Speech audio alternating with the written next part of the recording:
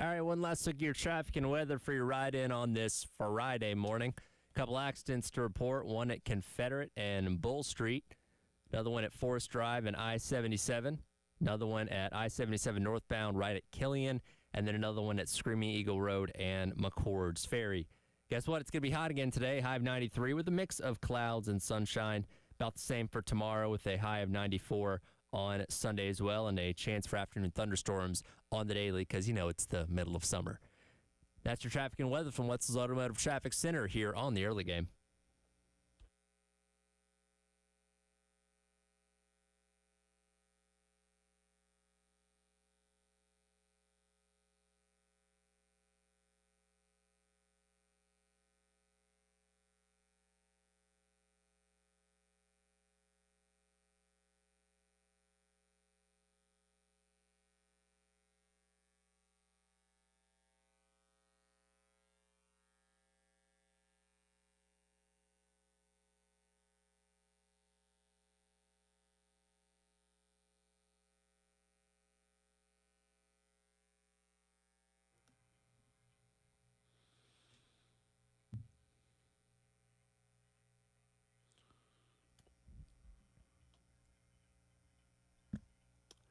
Nine o'clock.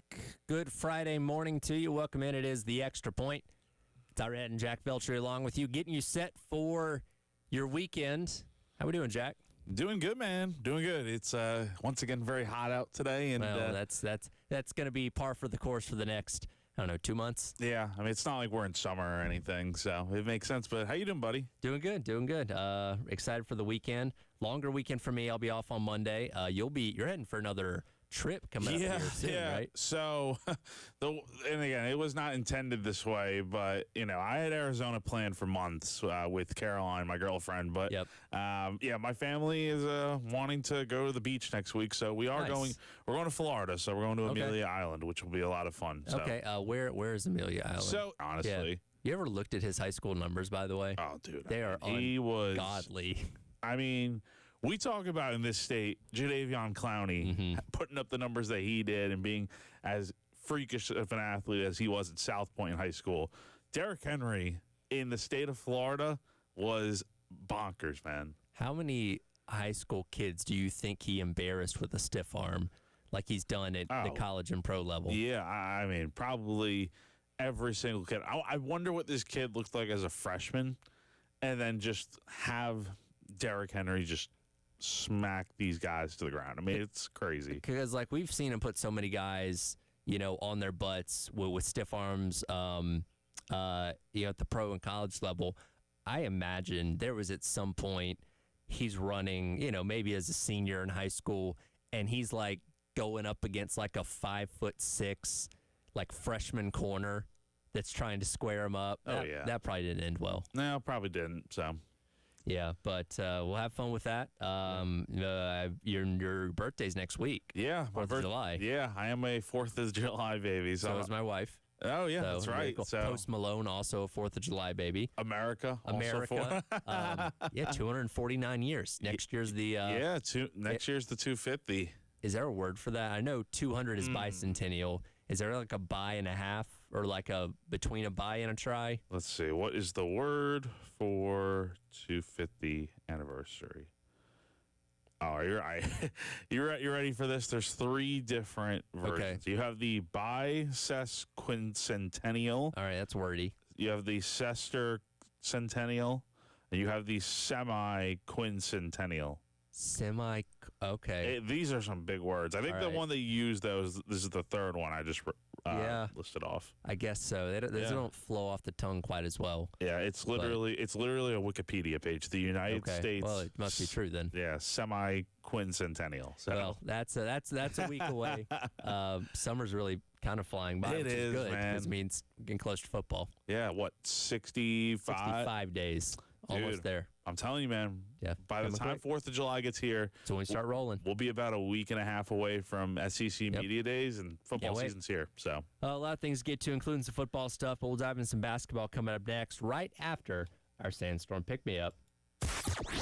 Time to get hyped. Here's your 9 a.m. Sandstorm. Sponsored by George Sink Injury Lawyers. Just call all nines.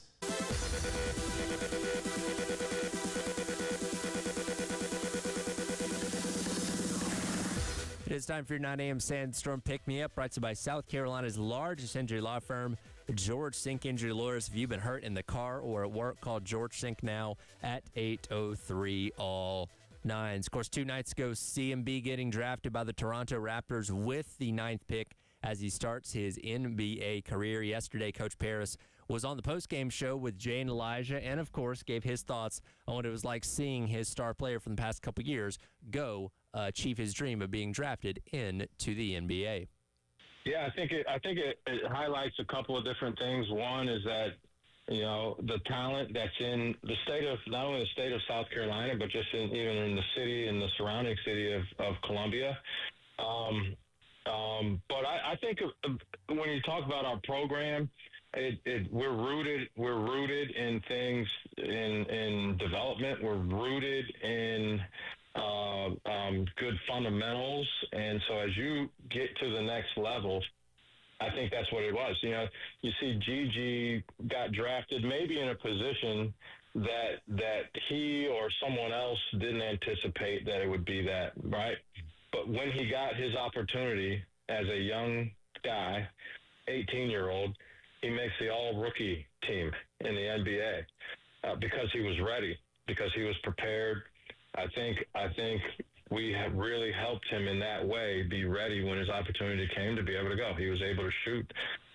He was touted as a rim-running, rebounding, lob-catching center when he was in high school, and we had him playing at the wing and making threes. And anyone that called me in anticipation of drafting, I said, hey, here's the one thing I know that he'll do. I honestly believe he's going to make open three-pointers at the NBA level. I honestly believe that, and sure enough, that's what he's able to do. Colin is a guy that 2 years ago nobody would have ever believed he would be the number 9 pick in the NBA draft. Nobody. I mean, no one really believed it. His parents probably hoped that would happen one day, but nobody believed 2 years later he'd be the number 9 pick. I'm not sitting here telling you that I thought that it would be the number 9 pick 2 years later, but I think we helped equip him with some of the tools needed to succeed at the next level and at this level. Obviously, we needed him to succeed at this level too, but I think it bodes well for your ability then to get an opportunity at the next level, and then when you get that opportunity, to make good on that opportunity. Again, that was Coach Paris kind of talking about what CMB getting selected and Gigi Jackson as well, means for this South Carolina basketball program. And I kind of want to look at this in 2 different ways. Specifically, what does it mean like in the right now is like, hey, we've had 2 guys drafted in the past couple of years. That's obviously very enticing to any recruit because, again, while the South Carolina program has not had a history of success, it shows that you can come here, and if you are good enough, we'll have the opportunity to play at the next level. This, at least, is some level of consistency that South Carolina is building now, right? Like, again, they need to start being able to stack together these good seasons that they had. I mean, look, 2 years ago, they were in the NCAA tournament and having arguably one of their best seasons in program history. Not saying they need to get back to that level every single year, but if you're consistently in the hunt for the tournament, you're going to have players flock to you, I think. And especially in this state where there have been some really good talents over the years, and not just coming to South Carolina. You've had, obviously Ja Morant and Zion Williamson are from this state right here. And obviously they didn't go to South Carolina, but it just shows that there are those types of good players out there. And even going further back, you have guys like, I think, Kevin Garnett is from this state. I mean, you have Chris Middleton. Like, there are so many good players from the state of South Carolina that are worth going out and getting, and obviously from the Southeast too. So getting a guy like CMB, that's a local guy right there from Columbia. So you find more guys like that, you're going to have a lot of success. On the flip side of this, though, again, you've had 2 guys selected in the first 2 rounds of the draft in the 3 seasons that Lamont Paris has been here. You've made 1 tournament, and you've had 2 pretty bad seasons on either side of that. When you have that level of talent, conventional thinking says you should be better, right? I mean, yeah, you probably should be. But again, I think this team last year, it's not that they weren't talented. I just think the rest of the SEC was just far better. and I don't know what you really attribute that to. I just think there were a lot of things that went wrong, but also you lost some really key pieces from 2 years ago on a team that definitely was more talented than the one they had this past year. So, I mean, losing a guy like Talon Cooper, that's a huge loss. Losing BJ Mack, that's another big loss. If anything, I think it really just goes to show how much portal pickups can impact your roster, because if you don't hit on all of them, you're going to have a season like you had last year. But if you do hit on them, you'll have a season like you had 2 years ago, if that makes sense. Yeah, well, again, we know that going into this year, there's increased pressure on the Mont Paris to hopefully be able to get yourself back into the tournament conversation, because, again, if you're going on 4 years, you've only made the tournament once, you've had 2 guys drafted, not a whole lot to show for it outside of that, with, again, a new AD that did not hire you, then you start to feel that pressure, that hot seat mounting a little bit. So this is definitely a prove-it type of year for Bears. And, again, this entire roster seems like it's been flipped over. Again, you got, Cam Scott back, Jordan Butler, guys like that. But, again, you brought in a lot of new faces and an old face, and Michi Johnson coming back, and we'll see if they can be better. Yeah. You hope so, certainly. I mean, they have to be. There's really no choice. And I think if you have a season like the past 2 of the last 3, that makes it a lot tougher to say, like, hey, like, Lamont should be back for a 5th year. But I don't know. Plus, you have to think about the whole contract that he just got last year, that 6-year deal that runs basically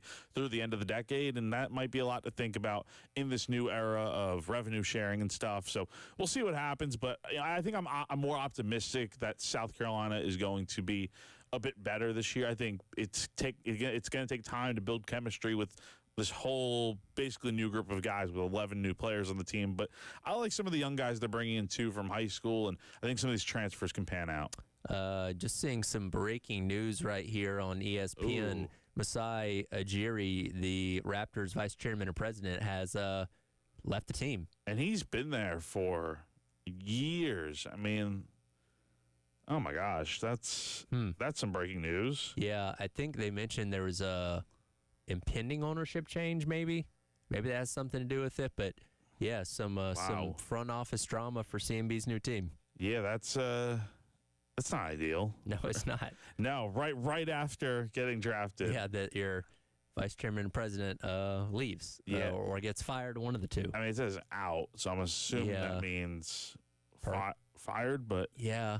Again, this literally just happened per Sham Sharania, so we'll see how that plays out. Did you watch any of the 2nd and 3rd rounds of the draft last night? I watched a little bit of it last night, and I saw there were a few big names that didn't get picked, yesterday, which honestly probably wasn't surprising. It's funny because this is the point where you have a lot of trades, and this goes back to something that we talked about yesterday. We're like, and I thought it was funny. I tuned in for one portion, and they drafted somebody to the Knicks. I forget who it was. And, again, there's 5 people at this point in the building. And, Spike Lee's reacting to it. And then they're like, oh, by the way, that pick got traded, I think, to the Pacers. Yeah. So that guy's not coming to the Knicks. And he just kind of throws his hands up. Yeah. But it's really funny. And I think they were still in the Barclays Center. But they scaled the set down so much. Oh, it was like no one was there. It's like the NFL draft on day 3, but yeah, there's still a lot of people. There's still a lot of people at day 3. Yeah.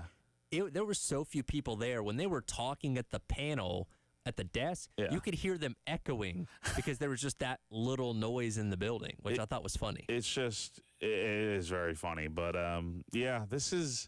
that's some crazy news, and I guess we'll see if we see anything more in the next hour to talk about. But yeah, that's not a good look. I mean, I do wonder how much of that is based on this draft, and maybe things just not. But I think Toronto's had a pretty.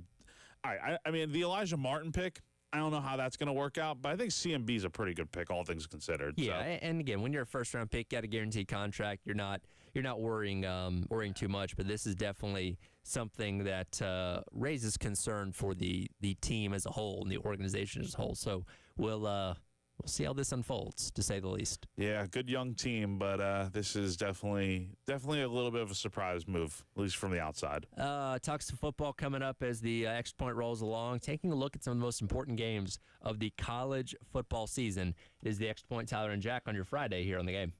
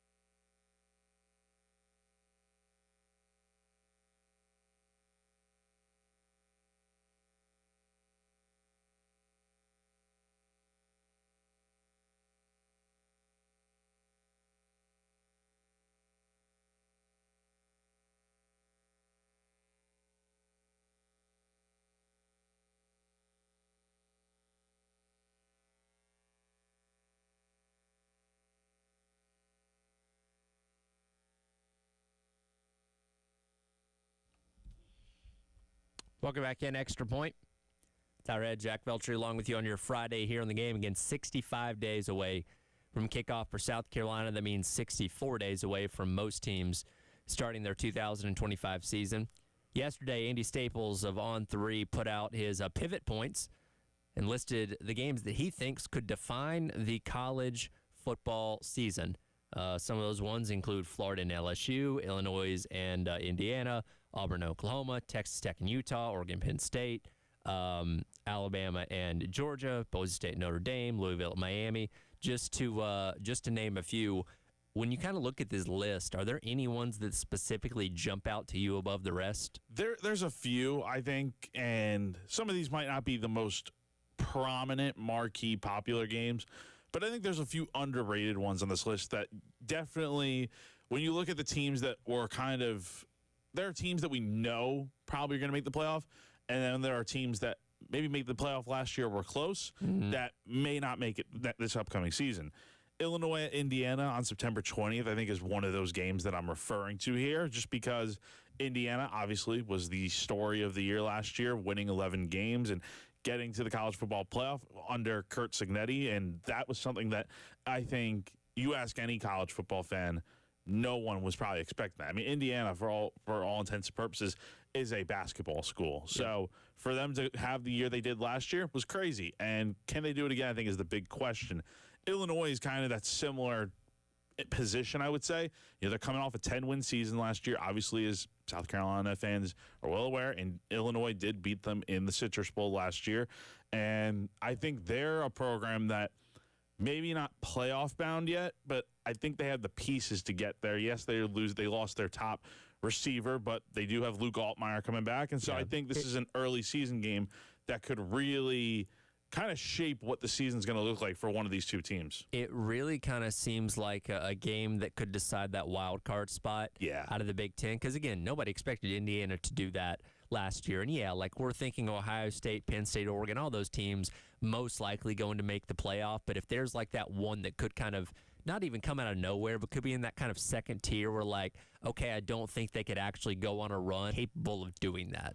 I think that is very true. And it's so early in the season, as are some of these games that we'll get into that might be very important. It's just, there's still a lot of season left to go after that. But again, it's kind of a proving ground, if you will, for some of these teams that are trying to get to the playoff that either were in or maybe just missed out, like a team like Illinois did. I look at kind of similarly the matchup with Texas Tech and Utah, that coming up on September 20th.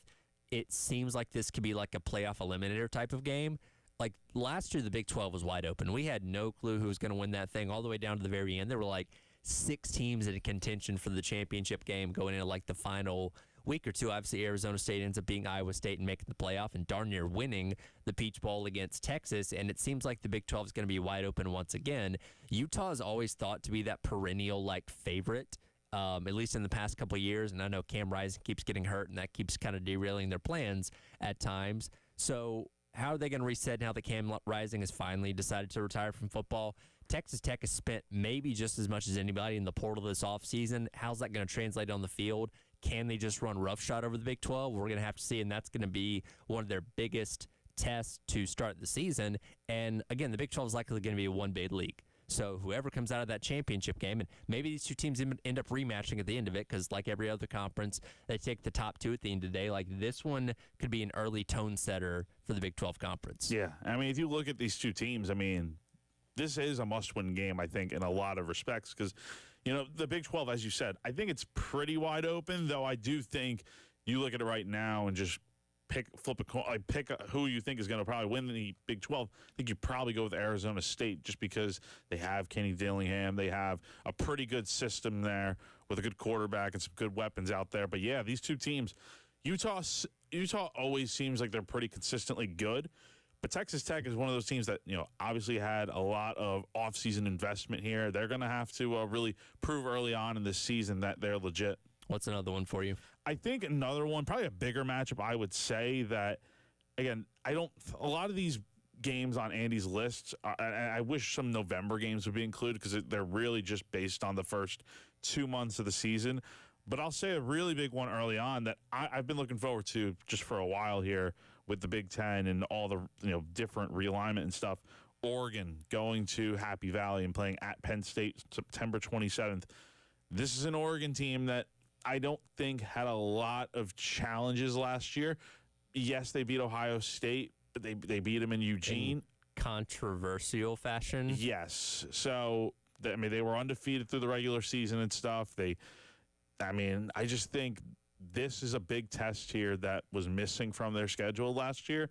And going to Penn State, I don't care if it's early in the year. It's still going to be a huge game. I would be shocked if this isn't like the primetime night game of the week. It's a 7:30 kick on NBC. Okay, that's got to be a whiteout. Oh, I think that is going to be the whiteout for them. So it'll be crazy, and we'll see what this Oregon team looks like. New quarterback. We'll see how that looks for them, and we'll see what Penn State can do because they got to the playoff finally last year. Yeah. Drew Aller's back for one final season. We'll see what this becomes for this Penn State team. If there was ever going to be a year where Penn State did actually win it all, like this would be it, right? Like, again, they've got all the pieces come back. Yeah, you lost guys like Abdul Carter and Tyler Warren to the draft, but like it seems like this is the year. If they were ever going to get over that hump of finally being able to beat the Ohio States, Michigans, and now Oregon's thrown in the mix as well, this would be it, right? I think they got the momentum now to where it's like in years past when it was just the 4-team playoff, they were always coming up short. Now that they've seen, I think this is big for James Franklin too. Now that his players have seen, okay, we have done what it has taken to get to the college football playoff, and we've done what it's taken to be one of the final 4 teams standing, ultimately coming up short against Notre Dame. They can go out here and actually do it now. They can do it for real. I think the pressure's probably off their backs a little bit of getting to the playoff because now they've been there, and we'll see if they can beat some of these big teams during the year. Again, that has always been, I think, the big Achilles heel in the Franklin era is just coming up short against some of these these really dominant teams in their own conference. One that, again, better here local will pay more attention to because it's in the SEC. Right off the jump in week number 3 is Florida at LSU. Again, this is a rivalry game. Takes place every single year. And Andy Staples noted in his article that the losing fan base is probably going to lose their minds, right? Because this is an early season matchup. Both teams have the opportunity to come in this already with one loss because Florida plays Miami and LSU goes to Clemson to start the season. Both games, those teams are very much capable of losing. And for Florida, if they win this game, it establishes another quality win and keeps hope alive that, hey, maybe we're turning this thing around. If LSU wins this, it's like, okay, you're supposed to do that because Florida's not a very good program as of right now. And if you lose, the hot seat just immediately lights back up once again for Billy Napier if it's not already lit after potentially losing to Miami. And for Brian Kelly, again, his buyout is so insanely high. I don't think he's going to get fired anytime soon. But I think that sense of hopelessness really sets in like, oh, okay, here comes another year of underachieving. Yeah, and I think the thing with these programs is, and I think Billy Napier is a lot more, even though Florida kind of had the season-saving wins kind of towards the end of the year last year, I still think Billy's seat is kind of a little bit warm. I wouldn't say it's super hot. The second they go 3 and out, people are going to be calling for his head. Yeah. Right? If they lose to Miami in early on in the season, I think that's where you probably start the, oh boy, fire Billy, this and that. So I think with these two programs, and I don't think Brian Kelly is necessarily 1,000% safe either, just because I think LSU was kind of underperformed under him. I think they could be so much better than what they really are right now. So these are two programs that, you lose this game early in the year. If you have 2 losses through 3 weeks in the year, you're pretty much screwed, I think, at that point, unless you go on some miraculous run. So it's going to be tough, but we'll see what happens. So that is Andy Staples' thoughts on what he thinks the games that could define the 2025 college football season are. We'll see what games we think can define the South Carolina season coming up next as the Extra Point rolls along. Tyler Head and Jack Beltry with you on your Friday on the Game.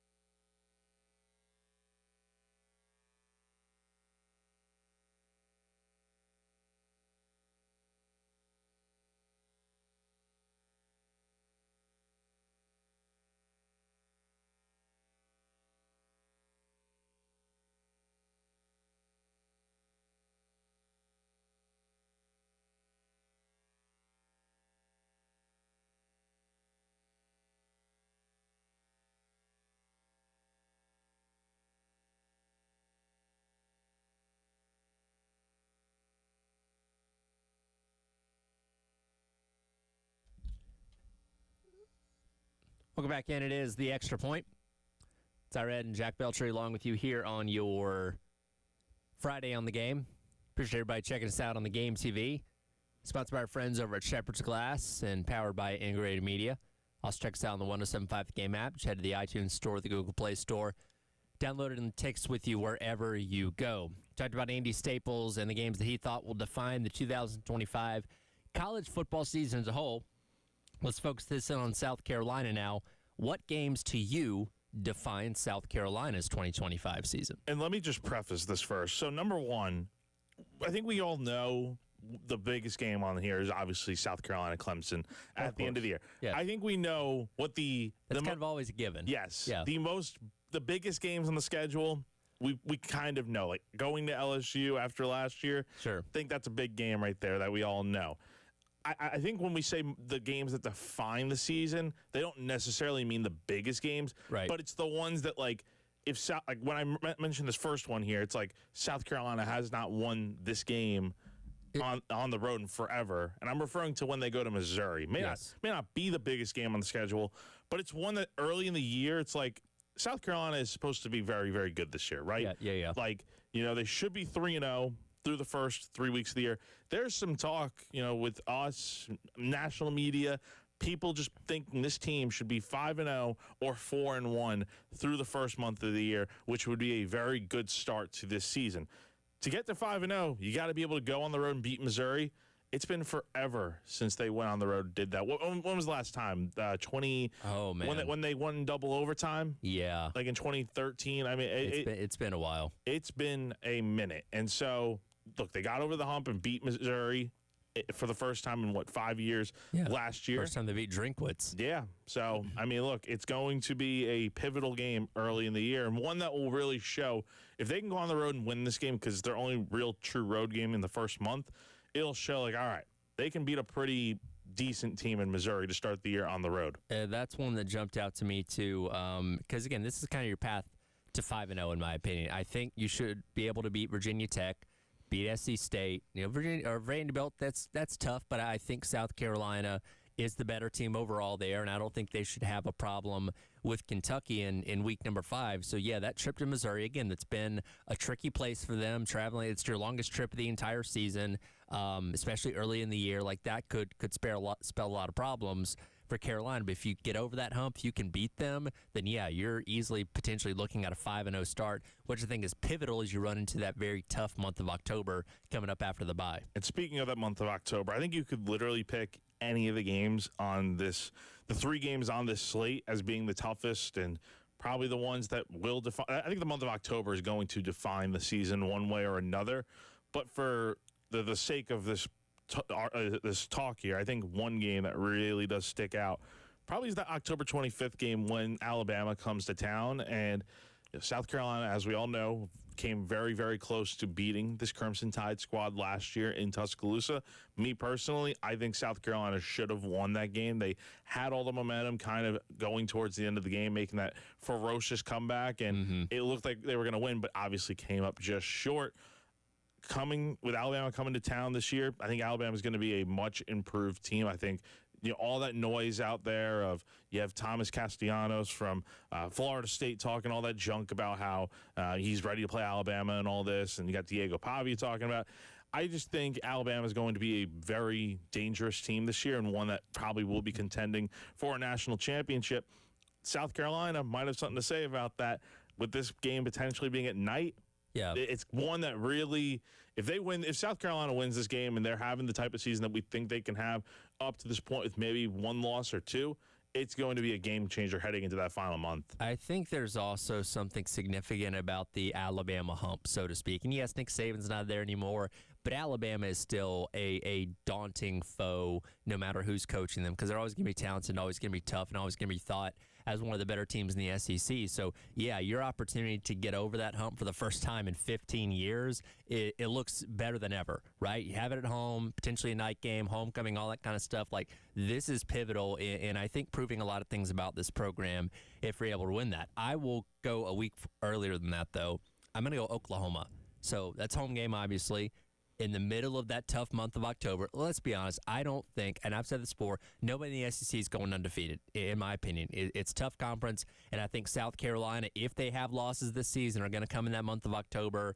LSU, Alabama, Ole Miss, I think that's a tough slate to get to. So any game that I feel like you have an advantage in, you got to take advantage of that. That game against Oklahoma, I think they're going to be much improved from a season ago. I don't know how much better, though. I know John Mateer's carrying a lot of that weight with what he's going to be able to do at quarterback, but we talked to the Oklahoma game, a guy a couple weeks ago, still concerns about the offensive line. Defense is going to be good, but how good? Because they lost a lot of talent from that team a year ago. I think South Carolina has a chance to win that game. And again, the month of October, you take anything that you can get, and I think that Oklahoma game is going to be very important. And that's one that, again, any game in October for this team is going to be pivotal because you're playing 3 of the top 25 teams of the country as of right now in that month.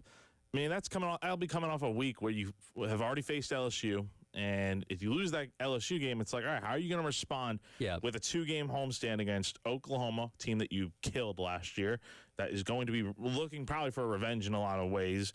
And then you have Alabama. I mean, like the Oklahoma game, you could easily say that's probably one of the ones that is going to define the season, which I think it will. Sure. One that I will say to kind of wrap things up is I would say top 3 games of the year that are going to define the year.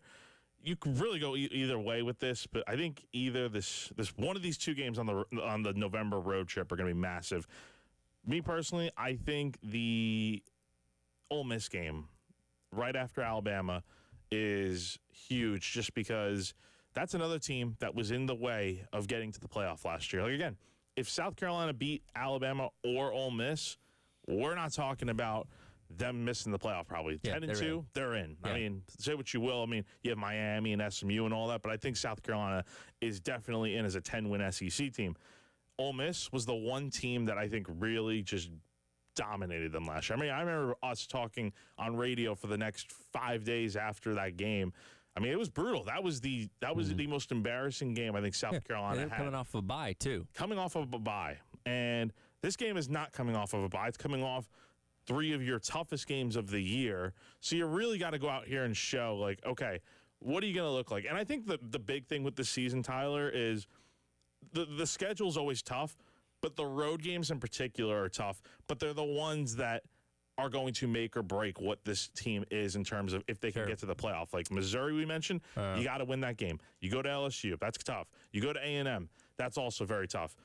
Going to Oxford, playing this Ole Miss team that we don't know exactly what they're going to look like, but you can imagine they're going to be pretty good. It's not impossible to go there and win. Yeah. South Carolina's done it before. They definitely need it this year. As cliche as it seems, I'm going to throw the Clemson game in there too.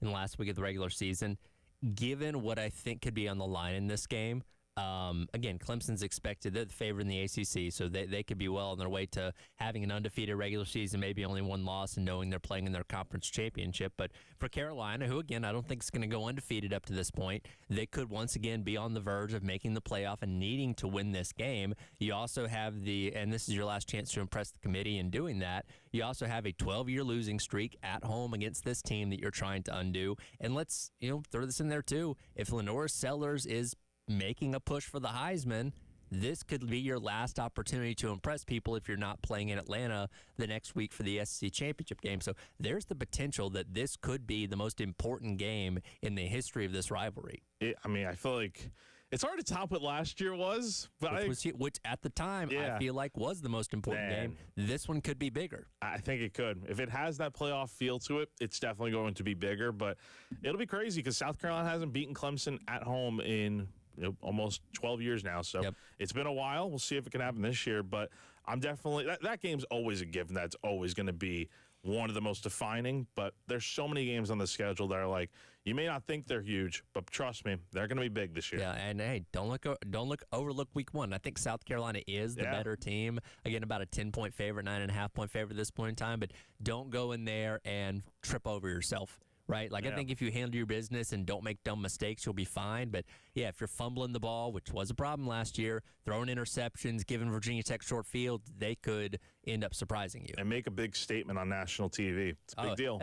That'd be even worse. Like, again, you're the one game on at that. Everybody's watching you that loves college football because it's the middle of a Sunday afternoon. There's nothing else happening. Like, don't go out there and fall in your face right out of the gate. Yeah, it'll be big, so. We'll wrap up the hour coming up next. A update in the Justin Tucker situation in the NFL, a suspension for the 2025 season. We'll detail that coming up next and what it means as we wrap up hour number 1. It is the Extra Point. Tyler and Jack Beltry on your Friday here on The Game.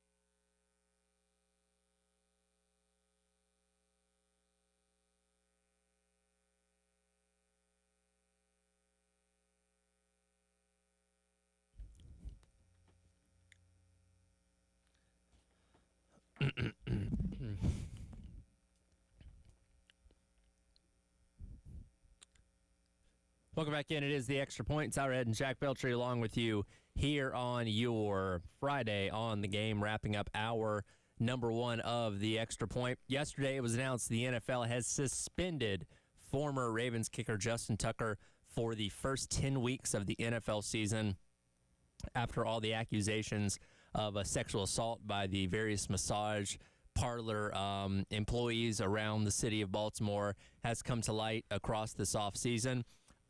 This is an interesting situation that I think the NFL has been put in because Tucker's not been charged with anything. The statute of limitations is passed on like a real case being able to be made here. But at the same time, they can't just do nothing. You know what I mean? They can't just say, oh, well, there's no, no charges here, so we're just going to let him go. Like, you have to do something. And I feel like, not that there's any right way to do this, I feel like this is kind of how they struck the happy medium of like, okay, we're going to suspend him, but at the same time that like innocent until proven guilty is still kind of a thing. Yeah, and I think the NFL has been put in a tough spot here just because it's like, what do you do? And we've seen so many times just in sports and media and stuff, companies fire their employees just based on allegations and stuff, and then the due process plays out, and in some cases the person that is being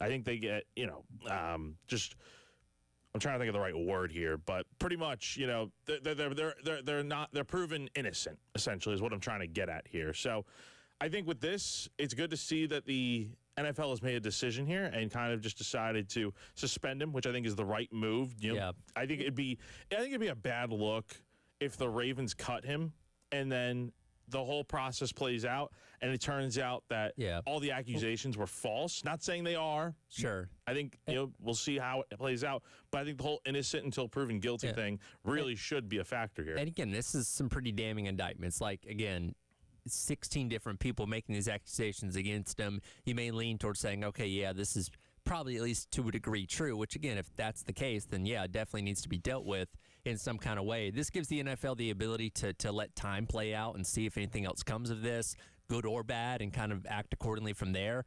Also, at the same time, if he serves 10-week suspension and there's a team that really needs a kicker that's making a playoff push, he then becomes available. Again, he's fallen off. Like, he's not the most consistent kicker in the world like he used to be. Again, the most consistent kicker in NFL history for the bulk of his career. So he's tapered off a little bit, which makes me think that maybe he won't get signed. But again, at least that it leaves that door open that does not ultimately completely end his career until more comes of this. Yeah, and I wonder if a team would ever actually take a chance on him now. And again, I misspoke there. The Ravens have cut Justin Tucker. I mean, I do wonder what would happen there. Because again, he wasn't very good last year, number one. I mean, he went 22 of 30 on his kicks.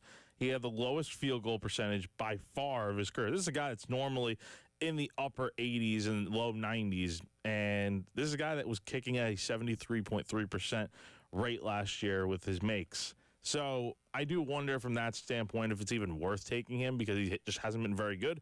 And also, he's dealing with this whole saga right now of, trying to prove his innocence. And I just don't know if you want that sort of drama in the locker room when, we'll see what happens, but it's just not necessarily a good look. Do you think he's played his last NFL game? I do. I do think he, for all right now, if he's proven innocent, it's a different story. But obviously, if he's proven guilty, I mean, I don't think he's stepping foot on the field again.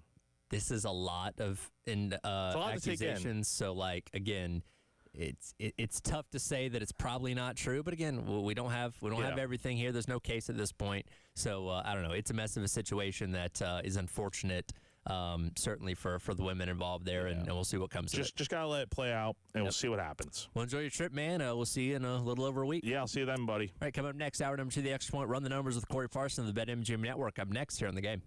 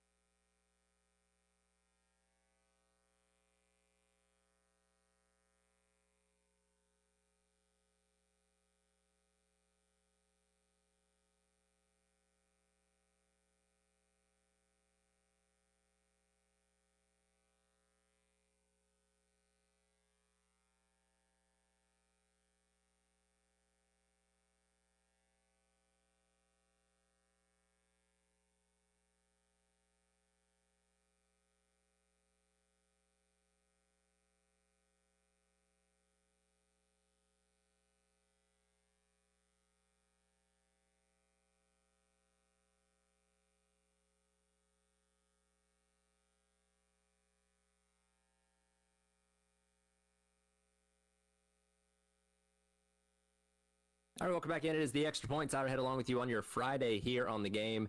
It's 10 o'clock. That means it's time to run the numbers with our guy Corey Parson of the BetMGM Network. Corey, we kind of do this countdown every single week. Inching ever closer. We're almost to the 2-month mark. We are 65 days away from kickoff now. It's getting closer and closer and closer. Just a little bit longer and we'll be there.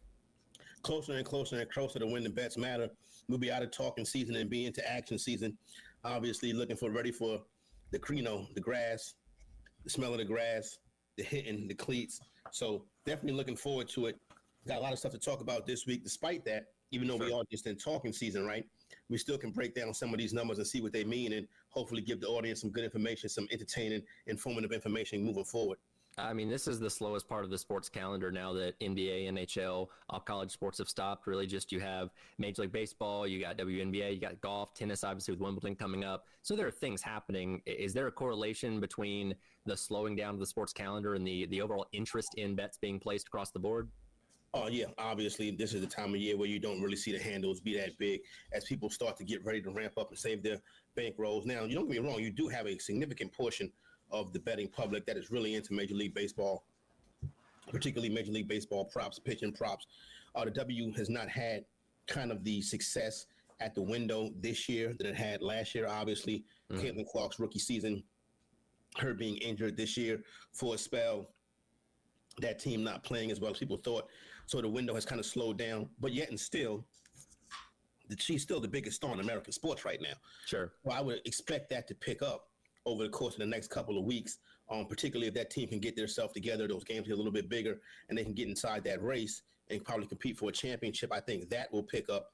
But really, by the time that picks up, we'll be in the middle of training camp, and obviously that takes over. So this is the time of the year that after we get past the 4th, that really, I think this is when people really start to get heavy into fantasy across the country, and they start to get ready for their leagues. And we can discuss that as we move forward and we get past the 4th of July. But right now is the planning season, the talking season. So looking at some more college football stuff and focusing on a lot of futures here as of late. And today we're going to look at the chances to win individual conference championships, which of course in the current structure of the 14 playoff, if you win one of the Power 4 conferences, you do earn an automatic berth. Though this year with straight seeding, that does not guarantee you a bye in the first round anymore, but still winning your conference championship does at least get you into the dance. We'll start off, of course, locally here with the SEC, and to no surprise, Texas, the odds-on favorite at plus 225 to win the entire thing. Georgia behind them at 375. You know, we talk so much in this new era of college sports, but it's all about the value of your roster, what you can buy, the type of talent that you can bring in via the portal with NIL. Last year, Ohio State had what seemed to be the most expensive roster in college football that they rode to a national championship, and it seems that Texas, operating with a budget of about $25 million, going to be toting that this year, and no surprise that they are favorites in just about everything, including being the SEC champions. Favorites to win the SEC, favorites to win the whole thing. Obviously, a team that you expect to see in the college football playoffs this year, Arch Manning. You have the legacy name, the college football legacy name of Manning at quarterback now, getting his first opportunity to really run the show for the Longhorns. And you know what kind of college football program this has been. This is one of the teams that's one of the big roots in college football, coming in at plus 225 to win the Southeastern Conference. It's a good number right there. If you can jump on it, I have no problem with that. A lot of people feel really good about this team this year. Now, some of it could be overinflated due to the hype of Arch Manning. But like you mentioned, in the NIL era, this is a team that has a program, a university that has the money to put behind the program. And that plus 225 is very interesting. Throughout the course of the season, though, I do not like to get in on the team with odds under 300 because of the simple fact that at some point during the course of the season, they're one loss away from being plus 425. Maybe you want to hop in on that point. But right now, plus 225, a fair number in the Southeastern Conference. Well, and I find it interesting, you know, obviously the quarterback play goes a long way in determining who the better teams are going to be. And when you look at the top three in odds with Texas, Georgia, and Alabama, all three of those teams are starting relatively unproven quarterbacks. Arch Manning has made a couple starts. You know, Gunnar Stockton got a start for Georgia in the playoffs last year, and Ty Simpson at Alabama has never started a game. So the top three in odds, are still unsure exactly what their quarterback situations are going to pan out to be. When you go down a little bit further on the list, you look at South Carolina, Florida, and Auburn, who Carolina at plus 1,800, Florida at plus 2,000, and Auburn at plus 220, starting three guys in Lenore Sellers, DJ Lagway, and Jackson Arnold that have a good deal of experience in the SEC. So they're in a better situation from a quarterback standpoint, but find themselves at much, much larger odds to win the conference as a whole. this is a sweet spot right here, South Carolina, Florida, and Auburn. And the reason why you mentioned is because of the familiarity at quarterback. Carolina coming in at 18-1, Florida and Auburn coming in respectively, Florida at 20-1 and Auburn at 22-1. And don't you find it interesting, as much love and hype as it's been about Florida the past couple years, at Carolina, South Carolina, for the people in North Carolina, the haters. But South Carolina has shorter odds to win the conference than Florida does. As much as hype and as much as people really love this Gator team coming into this year, I find it interesting right there. But that's the sweet spot right there. Those teams that have those quarterbacks that have a little bit more experience, still got to see what those defenses look like and if they can hold up throughout the course of an SEC schedule. You kind of feel like Texas, Georgia, and Alabama are teams that you can see. But Tyler, I'll throw this back to you. LSU at 8-1 is very interesting. I feel as if this is a year where it kind of has to get done for LSU. What do you think about them at 8-1? I think they're an interesting spot right now. Yeah, and obviously when we talk about quarterbacks, Garrett Nussmeier in some people's draft projections is the number one quarterback coming out of this class. They've obviously got a lot of talent returning from a good team a year ago that I think a lot of people really felt underachieved. And that's kind of been the story of Brian Kelly and his time at LSU so far. Outside of the first year of making the SEC championship, is not quite living up to the billing of how talented that roster is. And when you talk about coaches that need to prove something, like Kelly's not going to get fired because his buyout is so big, but it feels like if there was ever going to be a year where they were going to go out there and do something, this would be it. Obviously, again, led by Garrett Nussmeier at quarterback. And yeah, again, it's a tough conference to navigate. There's no easy games on a week in, week out basis. But if they can't be in that conversation towards the end of the season for, winning the conference and being in the college football playoff, I don't know when it's ever going to happen. Yeah, the buyout is tough, but the talk is going to be loud. I can guarantee you, if they don't get it done this year, the talk is going to be loud about Brian Kelly, and if they made a mistake bringing him down there with his family. Again, talking to Corey Parson of the BetMGM Network as we run the numbers, looking at futures for winning the Power 4 conference championships. We go over to the other big dog in the Big Ten, Ohio State. No surprise, once again, the favorite at plus 190. Of course, they lose a lot of talent from that championship team season ago, but perhaps the best, maybe overall player in the country is returning, and Jeremiah Smith, who's probably going to help out young Julian Sayin at quarterback quite a bit. You got Caleb Downs and guys like that on defense returning for another season, so we expect them to be very, very good. The question becomes to me, that second on the list, Penn State at plus 240, returning a ton of guys. Obviously, this is a team that made the playoff, made the conference championship last year. I think the question to me is, can they break through that ceiling that seems to have been put on them from so many years of not being able to beat the Ohio States, not being able to beat the Michigans, and finally establish themselves as potentially the top dog in the conference? Seems like they can beat everybody else in the country, but the two teams in their conference is who they struggle with. Obviously, Ohio State plus 190. Once again, NIL era, you know what that means. The team that has money to spend are going to be the teams at the top. And Ohio State got plenty of money to spend. It's big business, Ohio State college football. It's almost like NFL football when you talk about what they're doing out there in Cbus, Ohio. But Penn State is the interesting one. Got a little bit of experience on that team. You've seen what they've been able to do. Obviously, they play in a conference where they do have Big Brother in Ohio State and Michigan, but it seems like they've cracked through last year. So at plus 240, to me, that number is too short, especially when you look at the schedule and especially you look at what they're going to have to do to win the conference championship. That number is too short. Oregon at plus 350 and Michigan at plus 650, also very interesting to me. Moving over to the ACC now, the team in the upstate Clemson, the heavy, heavy favorites to win the conference at plus 120. And you look at the amount of talent that they have returning, obviously led once again by Cade Klubnik at quarterback. They got that core of receivers, coming back for another season with guys like Moore and Wesco and Williams. You've got a ton of returning production on defense. I want to say, according to the S&P Plus, they have one of the best, if not the overall best, returning production on both sides of the football. And it seems like it's kind of an all-in to win type of deal. Now, again, from an NIL standpoint, maybe they don't stack up to some of the other teams in the country, but one thing that Dabble does really well is retaining talent. They have dabbled in the portal a little bit, but they haven't really had to because they hang on to so much talent. And this seems like, a team that's kind of a throwback to a couple years ago where they were regularly competing for the national championship. This team certainly has the capability of doing that. And again, is the odds-on favorite to win the ACC. Yeah, coming in with a pretty short number to win the Atlantic Coast Conference, and it's hard to bet against them in this conference, especially when you've seen what Dabo's been able to do over the past decade and even further than that. So I don't know how much I trust the quarterback to come in at plus 120 in this part of the season, but everything stacks up well. Not one of the stronger conferences, but a conference that's good enough that they can win, even if, you are skeptical about the quarterback as I am. Some people think that he's a Heisman Trophy candidate. I still got to see more, even though he was much more improved last year. But then when you look at the rest of the conference, it's kind of like, okay, well, where is the other quarterback play at that can win this conference? You know, Clemson is a stacked team from top to bottom. That's why that number's plus 120. So you're going to need some kind of upsets to come and go along the way. Miami at plus 350. Then you got Louisville at 7-1. And then obviously the team that everybody's going to be talking about, the North Carolina Tar Heels and Bill Belichick at 20-1. And then Florida State, how are they going to bounce back from last season, coming in at 22-1. So it's a lot of questions in the ACC, but the heavy dogs are at the top. Maybe the sweet spot and the sharp money should be in that Louisville at 7-1 and SMU at 9-1 range. A couple more minutes here. Probably the team that's going to win it. Yeah, a couple more minutes here with Corey Parson of the BetMGM Network. One more power conference to look at, that being the Big 12. It was wide open last year. Seems like it's going to be the same way this year. Kansas State, Arizona State, Baylor, Texas Tech, and Utah all entering with the exact same odds at plus 600 to win the conference. It seems like it's going to be a free fall. Texas Tech's turned a lot of heads with what they've spent in the transfer portal this offseason. Arizona State returning a lot of production from that playoff team a year ago. Avery Johnson comes back for another year at Kansas State. Again, this conference seems like it's wide open and anybody's to win at this point. Yeah, wide open at this point. So when you have a conference that's wide open, if you want to get in it beforehand, you might as well just go and take a home run shot, maybe on a Cincinnati or a Colorado or somebody like that, with other teams getting injured and maybe some upsets happening. Maybe Iowa State at 14-1, TCU at 12-1. But you see, stacked heavy at the top with all of these favorites at plus 600 or the 6-1 range over at BetMGM.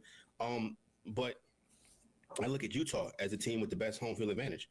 So I'm always going to go with that. They got the best home field advantage, and they'll probably be the best defensively if you want to get in on one of those favorites.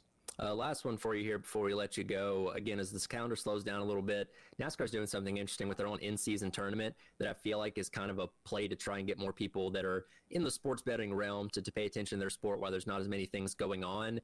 I don't know if you can kind of see the numbers this way. There are a lot of odds on the individual matchups in this 32-driver knockout system that they're going to be doing over the next 5 weeks. Is this something that can really draw a lot of eyes to something that people may otherwise not be paying attention to? Well, the fans who are the NASCAR fans, who are the people that watch NASCAR on a consistent basis, it's going to be very interesting for them to get into. And you may see some higher handles as they are hopping in and try to wager on it. They have, basically a college tournament style system where you can bet, against, one team versus the next. And when you look at those odds, it's actually quite interesting that even when you look at a matchup this weekend in the race this weekend, and you look at some of the race props for this weekend, and you're like, wow, you look at these matchups, and you're sitting there and you're saying to yourself, these matchups are pretty closely contended.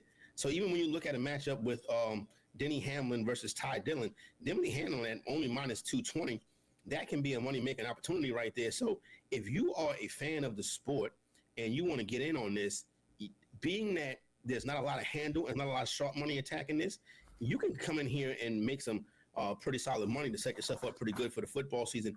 Now, this weekend, the Quaker State 400, the odds-on favorite is Ryan Blaney at 8-1, followed by Joey Logano at plus 850, and then Austin Cedric and William Bryan at 9-1 and 10-1, respectively. But you have some other big names coming up down the list. If you was to handicap this Quaker State 400 this weekend, do you see anybody outside of some of the top guys that could win it? Well, that's the interesting thing is Atlanta is a super speedway race, which means it's almost kind of fair game for anyone. You have a lot of big wrecks, kind of have the draft that equalizes it. So you could really see a surprise winner, somebody with more of the long shot odds that, can jump up there and surprise you, which I think makes it interesting why they're starting this in-season tournament at this event, because you mentioned you have a 1 versus 32 matchup with Hamlin and Ty Dillon, where 99% of the time you go Hamlin, but this weekend you just never know because there's so much chaos that could unfold that Ty Dillon could come out on top. So I think it creates a lot of intrigue, and I'm interested to see, from like a rating standpoint, if this really does draw a lot more people in, especially those that have a betting interest in this. It's interesting that seed 132 in this is a plus 160 underdog. Yeah. And if you was to equate that to football, that would be like a 4-point underdog, which is something that is very attainable. Right. Well, it should be a fun weekend and fun summer as we move along. We'll have to adjust next week because it is going to be 4th of July and Friday. But we'll try and get you in a little bit earlier than that. And we'll talk to you then next week, Corey. Take care, Tyler. I'll holler at y'all. All right. Appreciate it as always. He is Corey Parson of the BetMGM Network. We'll continue on with the Extra Point as your Friday rolls along here on The Game.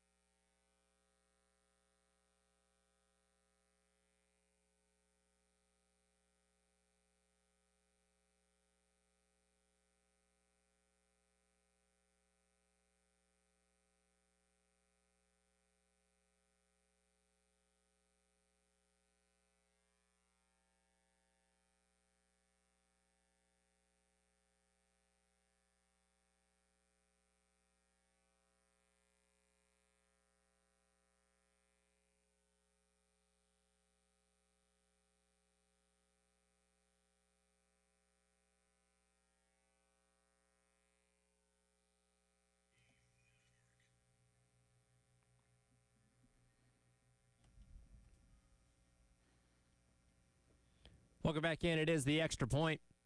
It's our head along with you. It is Friday.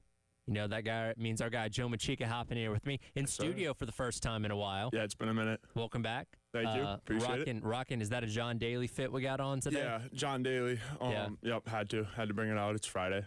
I have a theory, since you're wearing the shirt, that John Daly is actually the greatest golfer that's ever lived. Because if he dedicated any time to like fitness or anything like that, he would be unstoppable. Right. And because he's drinking and eating whatever he wants and can still play golf at a high level. Impressive. It's the beauty of the game of golf, Tyler. Anybody can do it, and then you've got a guy like John Daly doing it with, you know, his own version of PEDs, if you will. I think he once said that Tiger Woods told him that he has to do all that, you know, because Tiger Woods is like a maniac when it comes to his regimen. He's like, I got to do all this to keep up with you.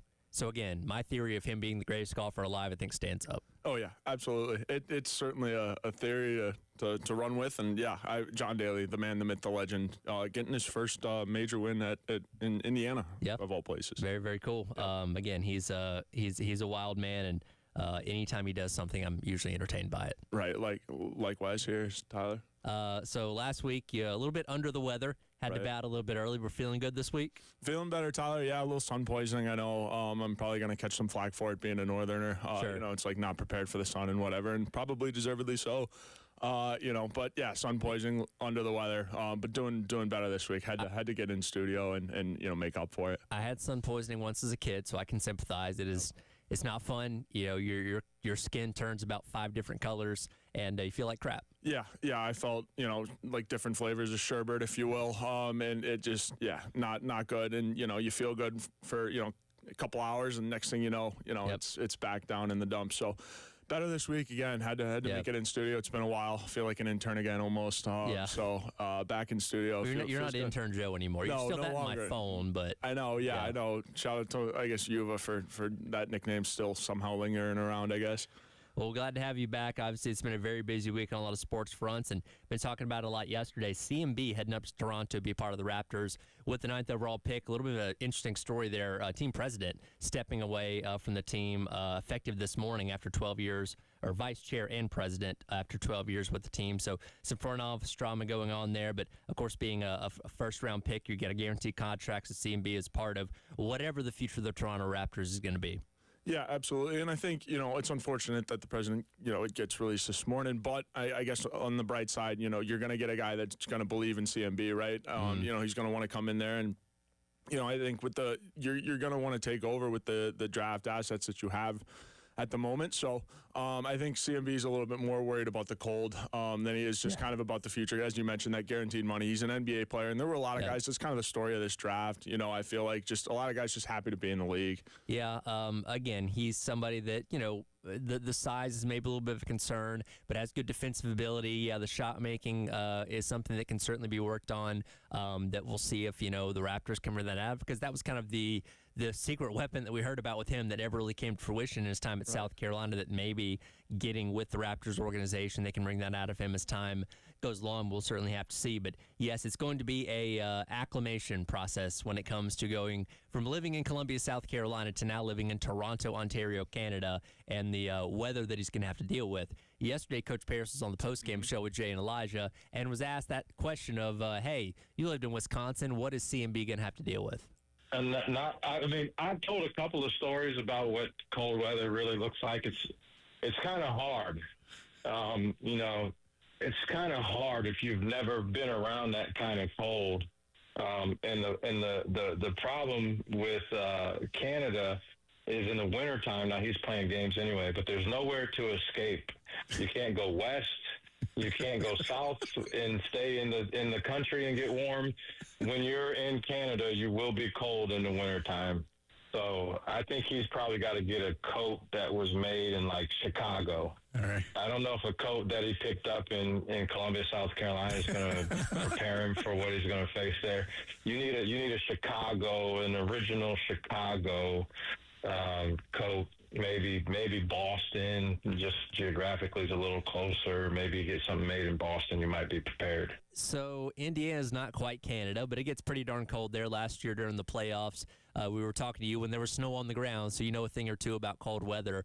What is CMB going to be in for when it comes to that reality check of the cold? I'm just going to be honest. I don't know if he's ready for it. Coach Paris was hitting the nail on the head there. Like it's surrounding. Like it's really hard to escape. Back in the Midwest, the only break the heat we had to look forward to was spring break, and that was well into March. So you kind of just have to brace for the winter and get used to it, because there really is no escaping, like Coach Paris said, and it's around you, and you feel like you can't get out of it. You just kind of have to lean into it. So what is a coat made in Chicago going to have that one made in Columbia is not going to have? Down in layers. Just really fluffy coat. Give him some, we've seen the videos of Zion Williamson walking into Chicago with the puffiest jacket of all time. I recommend to CMB getting one of those, because they are quite comfortable and they do work, but layer up as well, because again, that wind chill's nothing to be messed with. So the more you look like the Michelin Man, the better. Yes, absolutely. The Stay Puffed Marshmallow Man as well. Like layers and puff will do you just fine up there. So if we're creating a care package, we'll start off with that kind of coat. Like what else does CMB need to acclimate to life in Canada? Good pair of boots. You're going to want to lean towards the stylish boots, and that's fine as long as you layer up for the socks. And layering up on socks is a lot for walking into the arena for a game. So, the boots, you might be able to get away with some more stylish boots, but you do need a good pair of warm ones to survive up in the winters. Maybe like a book of manners, which CMB seems like a well-polite guy, but Canada is known for being extremely polite. So maybe like reminding them, please, thank you, yes ma'am, no ma'am, just because, again, that's kind of the standard up there. It'll be an interesting little cross fusion. Southern hospitality meets, Canadian hospitality, right? CMB, just leave your shoes at the door and everything should be fine. But yeah, maybe introduce them to some low country cooking. We talked yesterday. I wonder if he'd ever had poutine before. Ooh, yeah. Because that's the staple of Canada, right? Yeah. That's a good question. Poutine's awesome. And like I said, we need him to take some lizard's thicket or something up there, like some low country cooking and do a little trade. I was gonna say, you think they've ever had like Cajun spices or anything up that way? Absolutely not. But I think it would blow their minds and it would become like kind of a staple kind of thing, just adapted. He could bring some of and he's not the first guy from the South to play in Toronto, but he could bring some of the Southern flavor up there. I think that'd be pretty neat. And Toronto's got a lot of different flavors up there too. So, and we'll see if he becomes best friends with Drake. I know the six. If Drake decides to be a Raptors fan for the day, because he's a fan of every successful team. Whenever the courtside seats are have good matchups and stuff, Drake will be there. Maybe he's renounced his Raptors fandom since they haven't been as good since winning the championship. Right. I know. Again, because he's probably the biggest OKC Thunder fan right now, right? Exactly. Yeah, the bandwagon isn't quite in Toronto. We'll have to see. Yeah. God, what is that? It's the kiss of death when he starts supporting your team that eventually you fall off. Duke fan, Cowboys fan, whatever it may be. Like everybody gets bit by the Drake curse at some point. Exactly. Maybe it's a blessing that the bandwagon isn't quite in Toronto yet. We'll see how CMB adapts. Certainly going to be fun to watch his career at the next level as he transitions into being a Toronto Raptor. Transition over to football coming up next. The latest bowl projections. Where's South Carolina slated to go? And what does the rest of the SEC look like in terms of the postseason projections per Athlon Sports? That's coming up next. It is The Extra Point. Tyler Head, Joe Machika hanging out with me on your Friday here on The Game.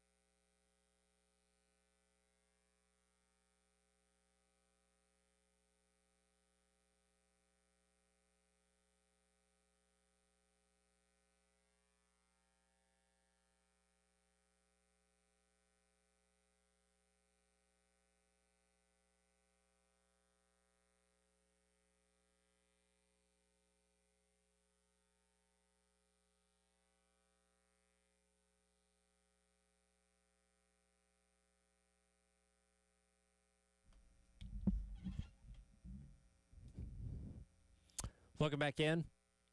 It is the Extra Point. Tyler Head and Joe Machika hanging out with you on your Friday here on the game. It is time for your Sprung a Leak, brought to you by your friends over at American Leak Detection.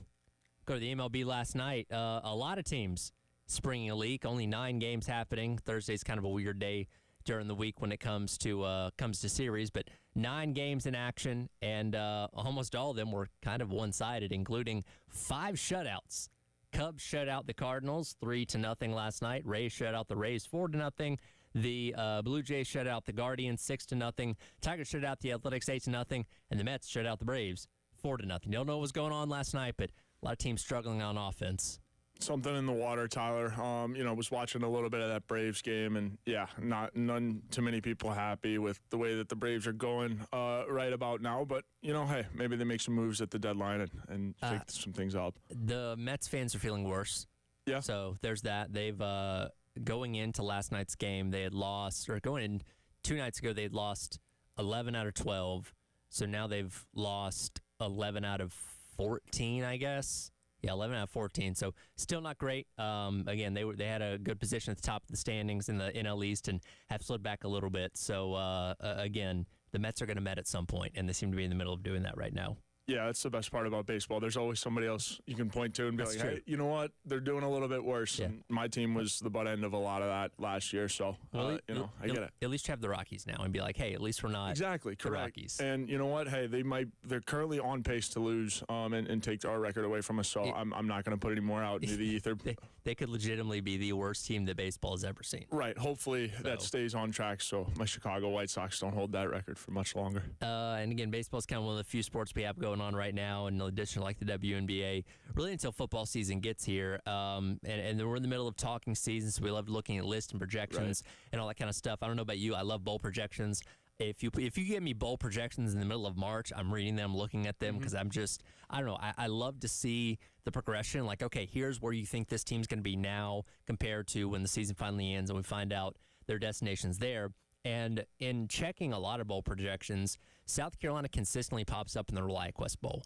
We talked about this the other day, taking on Iowa according to Athlon Sports, which pretty much means you're going to be about an 8-9 win team, which I get it for the people that want them to take a step forward and suddenly jump in the playoffs, which would be great. I think given everything that you lost, if you can guarantee me they win 8 or 9 games right now, I'd take that. Like, absolutely. Like, yeah, disappointing to miss the playoffs again, but, a ReliaQuest Bowl as an 8-9 win team, solid considering everything you lost. Yeah, Tyler, it's an awesome floor to have. To be honest, I think you'd be pretty content if that's, the way it went. Now, you wouldn't, be... There were obviously more goals that you would like to achieve than the ReliaQuest Bowl, but again, considering the ups and downs of the SEC and where the roster's at the moment, if your floor is about 8-9 wins, pretty darn good. So, it's pretty good floor. And then knowing Shane Beamer and the nature of this team and this program, they're movers, they're shakers. So, going up from that is always within the realm of possibility. It's not quite the bulletin board material that you had last year, where a lot of these places weren't even putting you in a bowl game, which basically said you're not even going to get to 6 wins. Yeah. But I guess you can play they don't think we're good enough to be in the playoff card if that works for you, I guess. Yeah, exactly. And I think this team's shooting for the playoff, and as you should be, every team's goal is to make the playoff and give yourself a chance to compete for the national championship. And so, not as much bulletin board material, but I think, the way that this team operates, any bulletin board material is, something to motivate. They'll find a way to motivate it and motivate themselves as well going forward, too. So camp is on the horizon, Tyler. Again, we're looking at the bowl projections per Athlon Sports, and, of course, they have the college football playoff mixed in here as well. I think it's going to be a pretty darn good year for the SEC. Texas, no surprise in the playoff. Georgia, no surprise. LSU and Alabama also projected to be in the 12-team playoff, so giving the SEC 4 teams in this year's compared to 3 teams a season ago. And, again, Texas and Georgia don't really surprise you. Alabama, okay, you can make a case for that. LSU is kind of one of those ones where it's like, okay, they should be, but can they be? Or are they going to underachieve once again? Yeah, LSU and Bama are the 2 teams I was just kind of looking at, thinking all right, LSU is, can Brian Kelly, keep the ship on track, right? Some unexpected things are going to go wrong. That's the nature of the SEC. Can Brian Kelly keep his team on track for long enough and keep the ship going towards the playoff. And, I mean, we've seen him do it before. I mean, Notre Dame, he's led his team to a national championship, and lost on the big stage in true Brian Kelly fashion. But, yeah, so I think for Brian Kelly, it just comes down to keeping everyone focused through the ups and downs. And then Bama just needs to, they need to prove they have a lot of people they need to prove wrong right now because no one knows what to expect, right? It's because it's against what expectations have been for the last decade with Saban. The Alabama thing is interesting because I feel like, again, I don't think they're going to cut bait with him after 2 years, right. But if Kalen DeBoer misses the playoffs for the second year in a row, I think the belief of like, okay, Alabama being the scary dominant team is really over with. And it's not like they're going to suddenly become a 6-6 team that's struggling to make bowl games. I think they're going to consistently be good around that 8, 9, 10 win mark. But like the fear of Alabama, I think takes a significant hit if he's not able to get this team in the playoff. Exactly. And no one really knows what to expect with the fall off. Is it going to be gradual? Is it going to be, up and down? Is he going to be able to, continue to find talent? I mean, Saban's been on the road recruiting a little bit. We've seen that. So, is the talent going to be a super big drop-off? Obviously, DeBoer is probably going to get fired here eventually just simply because it's not going to meet the expectations of Alabama from year in and year out. But if you ask me if I think he's going to be there in 10 years, I'm going to say probably not. Yeah, no. So the expectations, this is just, the process of lowering the expectations at Alabama and also the parity of college football, too. Yeah. I mean, the playing field is leveling out, and even though we're seeing a gap between P4 and everything else. The Saban discount was a very real thing because, again, I don't know if Alabama always competed from the NIL front compared to the Ohio States and Texas, but you knew if you went to Alabama and played, you were going to have a very good shot of going pro. And that Saban discount was a very real thing that, again, when he's gone, hey, Kalen, I know you've been good everywhere else, but you're not Nick Saban, and I don't think you get the same benefit of that out from players that, the team once had. Yeah, absolutely. And I think, Saban's allowed them to kind of build up or make up for that lack of NIL resources to where they're now, competing with everybody else. But, yeah, it's going to be interesting to see. We don't really know what to expect out of Bama. And, again, coming to Williams-Rice Stadium in October. So it should be a fun game. And they ultimately project that Texas and Penn State will play for the national championship. Texas, okay, most expensive roster in college football. If Arch Manning is the dude that he's projected to be, I could see that. Penn State is that team that it's like, okay, yes, in theory, I get it, but they got to prove to me they can beat the big dogs. The Ohio States, the Oregons, like the teams that are above them in the Big Ten right now, because that's been the knock on James Franklin. He can't win those games. Yeah, absolutely. And I mean, I think there's a case to say for Sark in kind of a playoff format too, or in a postseason format. Sark hasn't been able to, win the biggest of games either. And, we've seen that development with Kirby Smart as well. I think it's just kind of the development of a coach. But, yeah, most expensive roster in college football. We saw what happened last year with the most expensive roster. So, again, Penn State, it's an interesting projection. Again, James Franklin got to win the big game. But I don't know, Penn State somehow finds a way to get themselves into positions to be playing for trophies year after year. And again, they're always good, but like they're consistently have been like the third best team in the Big Ten, which, hey, that gets you in the playoff, but like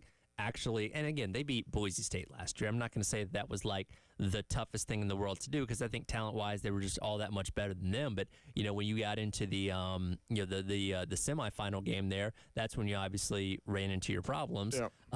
But I don't know. We'll see what happens. Yeah, and again, I think James Franklin's a good coach. Just have to line up the talent and have a good year. College football is one of those things you just kind of have to have the right little recipe of success and the right guys in the room. Yeah. To find success, especially in the postseason. And again, inevitably, we're looking at this list right now. They got like Navy projected to be in the 12-team playoff as the G5 team, which I think that'd be awesome. But there is guaranteed to be one team that we're not even remotely thinking about right now that could be that Indiana from last year. It's like, oh, hey, this team came out of nowhere. They're in the playoff or they're in the cusp or whatever. And, as much as I'm necessarily anti-expansion because I thought 4 teams was fine. That is something interesting that we do get this twist of like, hey, you never know. There could be a team that comes out of nowhere that really kind of shocks the world in this 12-team format. Yeah, absolutely. I'm certainly for expansion. I think it can get too big, but certainly for expansion, having gone to the opening playoff game and seeing the atmosphere on the college campus, like we need more of that. Like everywhere. I've kind of reserved myself to it because I know it's just going to keep growing. Yeah. Like it's never going to regress down to like 4 or 8 or 2 or something like that. So I'm just kind of like, all right, it is what it is. I'll try and enjoy it as much as I can. Yeah, absolutely. If it allows more campus site playoff games, I'm here for it. We'll come back. We'll wrap up the hour. The SEC Network is doing its usual takeover specials for each team coming up in the month of July. And the one for the South Carolina Day is interesting in one of the games they highlighted, and I question why they would include this one. That's coming up next. It is the Extra Point. It's our head and Joe Machika on your Friday on the Game.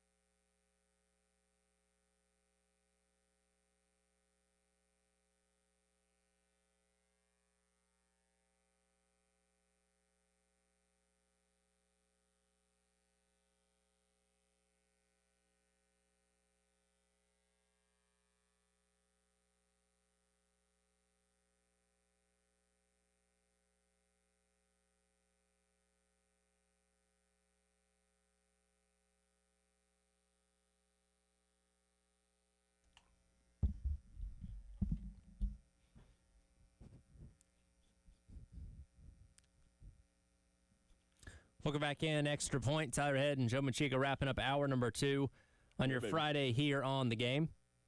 As we enter into the middle of summer, the SEC Network, as it always does, will be doing its takeover special. Basically, in the days leading up to SEC Media Days, every single team in the SEC will get an entire 24-hour block dedicated to them. They'll show old games. They'll show specials.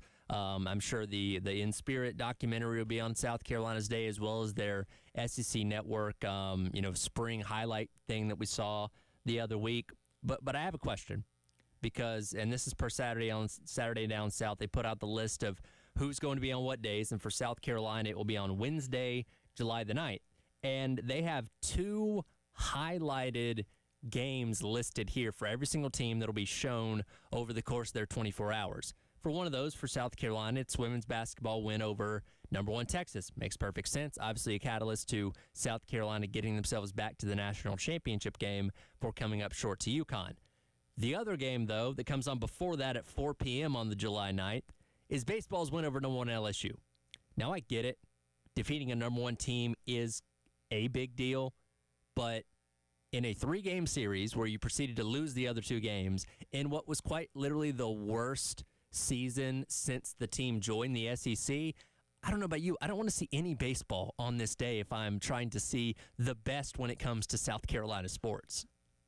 At least not from this year, Tyler. Well, not from this year, right? Yeah, right. Like there's got to be some other games on or in the files that you can pull. I don't know. I'm with you. I don't know what goes into that decision making to put from 2025. You're trying to flush this series, trying to forget it. Especially, with where expectations were at and the way this program is supposed to be going, the direction. Yeah, you were trying to forget. So yeah, I don't know, Tyler. There are no baseball wins I'd be willing to rewatch. Like men's basketball, maybe the Clemson game, because again, that was a huge win against a rival over back in December. Like that's the only men's basketball game I would entertain wanting to see again. But other than that, scrub those 2 teams from this, because there's nothing from this past year that should be featured on this. Yep, I'm with you fully. Because I don't know. Baseball again.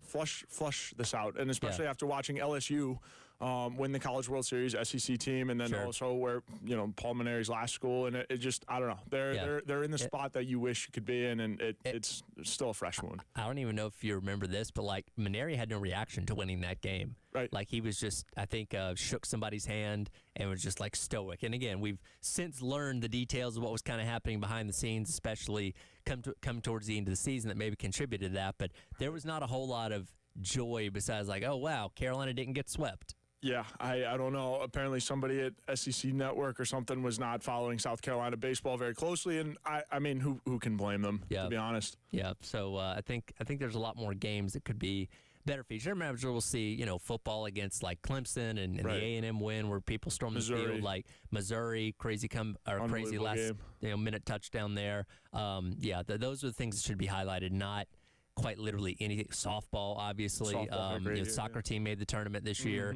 Women's soccer. A lot more things you could go with being highlighted than quite literally anything of baseball this year. Yeah, I'm with you, Tyler. So we'll see. That's again coming up on July the 9th, and that will lead us into SEC Media Days coming up the next week with the SEC 24-hour takeovers. Joe, next week will be 4th of July, so we will not have a show here. Yep. So maybe a couple weeks before we see you. And God, by then we'll be well under 50 days until kickoff, man. It's getting close. Yeah, can't wait. Football's on the horizon, best time of year. Just, getting through the summer and, the best time of year where everyone kind of relax, put the feet up a little bit, maybe find some sand, get to the beach. If you're finding the sand in the beach, please be sure to wear sunscreen. I know, yeah. So I think you learned your lesson the hard way. I did, and, hopefully, no more stomach cramps and mornings off for here. Should be good to go for the rest of the summer. And, again, football. Very soon. Very soon. Excited. Glad we got you back in the studio, and we'll see you again in a couple weeks. Appreciate it as always, Tyler. Looking forward to it, and enjoy your time off. All right, that'll do it for the Extra Point here on your Friday on The Game.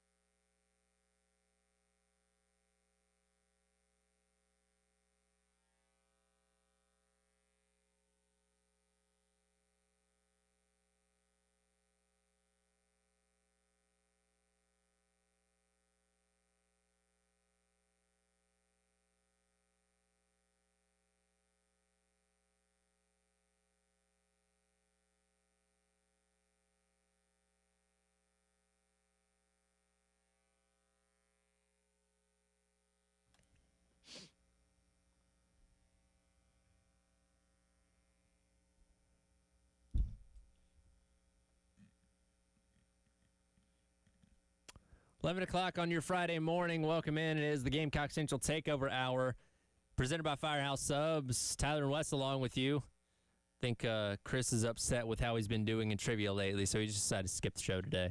He's protesting. Took his ball and went home? Yeah, he took his ball and went home. He's protesting. Wow. So your opportunity to further pull away from him. Yeah, it's kind of a self-defeating decision there because it gives me an opportunity to, again, pull ahead even more. He's upset with how well you've been doing. And how many days away are we now, Tyler? We are 65 days away. 65. We are getting closer. Like once you hit the 4th of July, that kind of seems like the turning point. Media Days is right after that, and boom, then we're into camp not long after that. We're full speed ahead.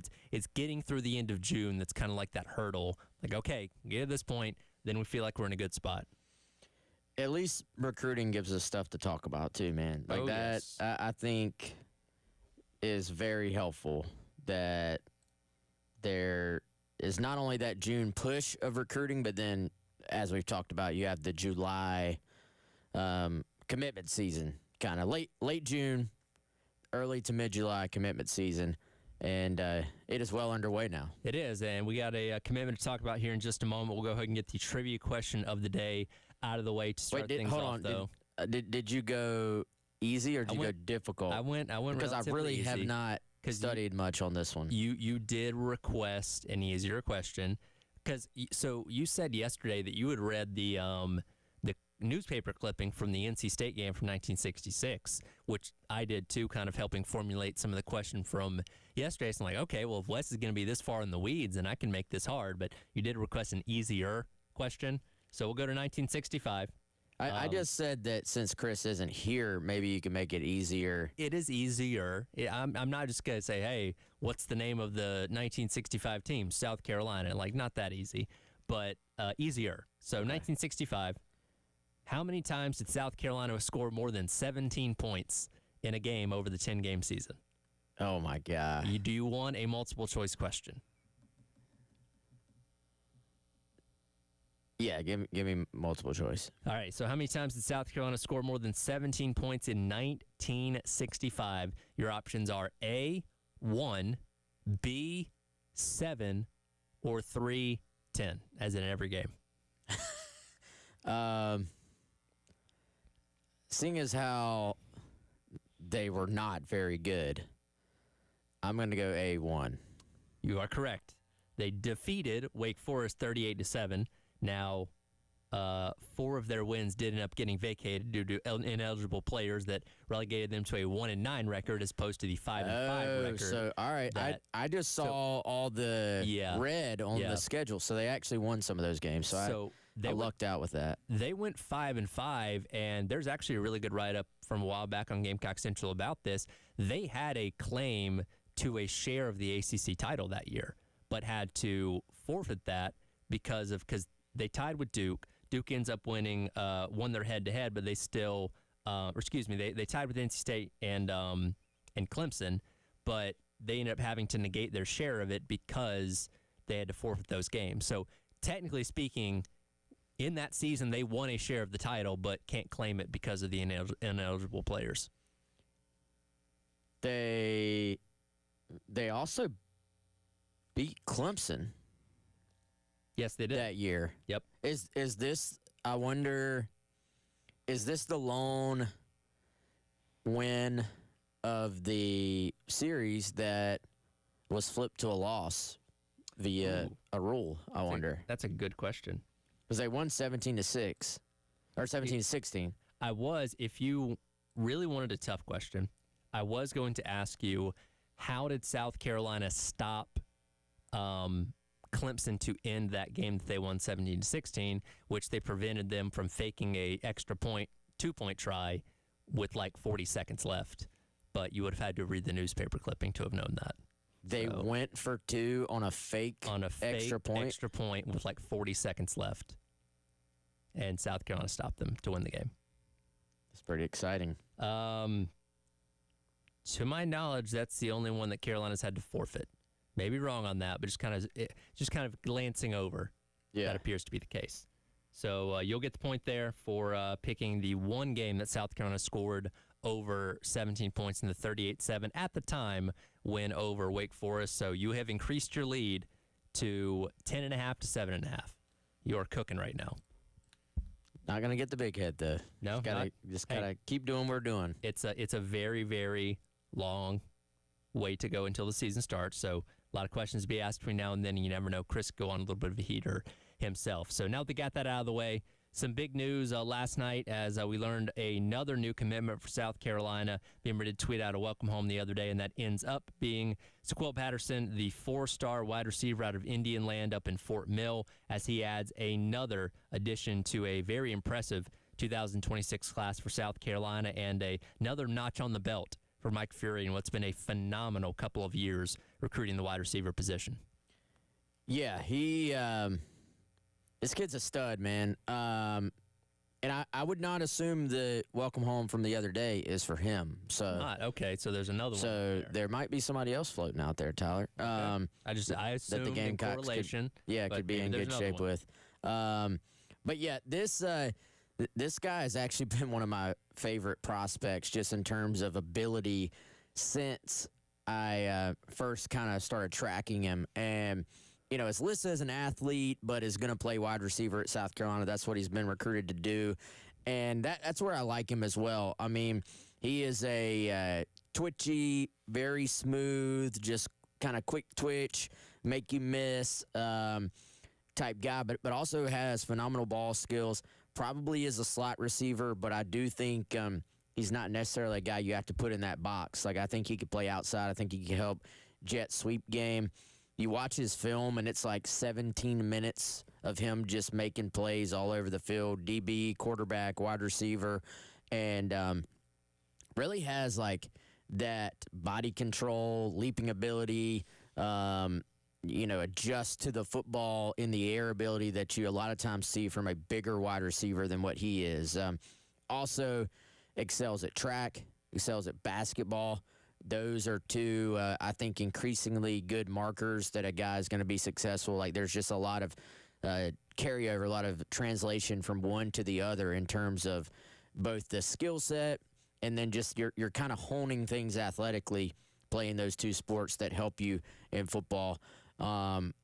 He is a reclass from obviously 2027 to 26, but I believe he's the age to where this is actually his correct class, I think. So okay. This is not a situation where he's going to be super young coming in. But yeah, man, just when you start looking at stacking him in with that 6-man receiver class from this past cycle, the guys that are true freshmen right now, you really have brought in a nice core of guys to work with at that position.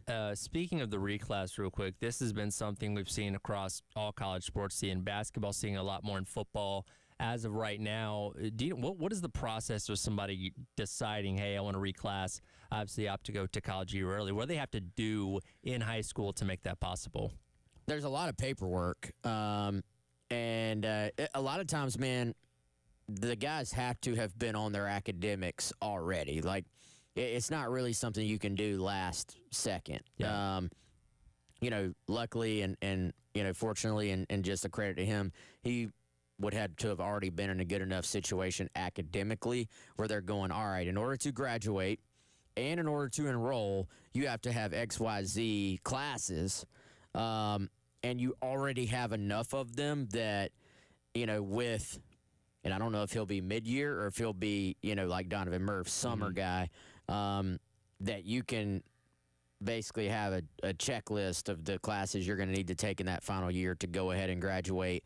Some of the guys that are reclassing are truly a reclass to where they're coming in a year early, like age-wise. Yeah, other guys, Jake Bentley, it was always talked about. Should be in prom now. Yeah, but he actually was the age that... Yeah. He should have been graduating. And I imagine, especially now with revenue sharing guarantee money to every scholarship athlete, we're probably going to see this continue as a trend of like, hey, if you can get it done, get to college and start making money, you're going to try and do that. Yeah, man, and this was a situation where there was a little bit more to it where I think it just made a lot of sense for him to go ahead and make the move and get to college, like you said, start putting some money into his pockets and, just start this journey. He's already a phenomenal football player. I think he'll fit right in at South Carolina with what they're trying to do on offense. And, a phenomenally just mature kid too. Like you talk to him, he's got a lot of wherewithal about him, very thoughtful with what he has to say. And, I think it's just a good fit, man. So some guys, like not everybody can reclass. Like I think that's important. Like it's not easy to do. But for the guys that can handle it, and you look at Gidron, you look at Donovan Murph, you look at Sequel, all three are just guys that are impressive when you talk to them. You're like, this guy's mature beyond their years, and I think that is a quality you're going to have if you're going to be able to successfully do this because, man, I think there will be some guys, again, I think those three can handle it, but there will be some guys throughout college football who probably try to go this route and then realize it's not as easy as it looks. And again, kind of looping back to this being another addition to a wide receiver room that Mike Furry's done a really good job of building in just a little over a year that he's been here on campus. And look, there are plenty of great recruiters out there, but for somebody to make the impact that he has in the short time that he's been here, Mike Furry's been very impressive since coming over from Limestone, again, just over a year ago. And again, the wide receiver room itself is something that's continuing to progress, but these recruiting classes, again, first one for 26 that he's bringing in here with Sequel Patterson, but this past year's class obviously speaks for itself as well in terms of the talent that he's bringing in. Yeah, man. I mean, the results speak for themselves. And, we had a coach on the show a few weeks ago, like, you can just tell the way he talks about his guys, man. Like, he's got a lot of love for his guys. You look at the resume, the energy he's put into recruiting as well. I mean, it has worked. Like, it's been a fit. It's another example of, we saw it with Sterling Luke a little bit. If you've recruited before or not, and I know you obviously recruited at Limestone, but it's going to be different stepping into the SEC. Whether or not you've, recruited a ton before does not really seem to be a strong indicator one way or another of success. It's really more about, obviously, do you put the energy into it? Do you have a personality people connect with? And what is your resume? I think the fact that Furry has coached at the NFL level at wide receiver and played NFL and DB at the NFL level, I think that just has done wonders for him. And he's come in and really – you look at one of those pictures Patterson posted, and it's him at the photo shoot, and it's like 3 or 4 of the other guys that are already on campus as true freshman wide receivers. I think you have a lot of just great buy-in, especially from the in-state guys of, hey, let's all go try to take this journey together. And, Patterson knows all those guys as well. I don't know how close he was with them, but he knows all those guys as well.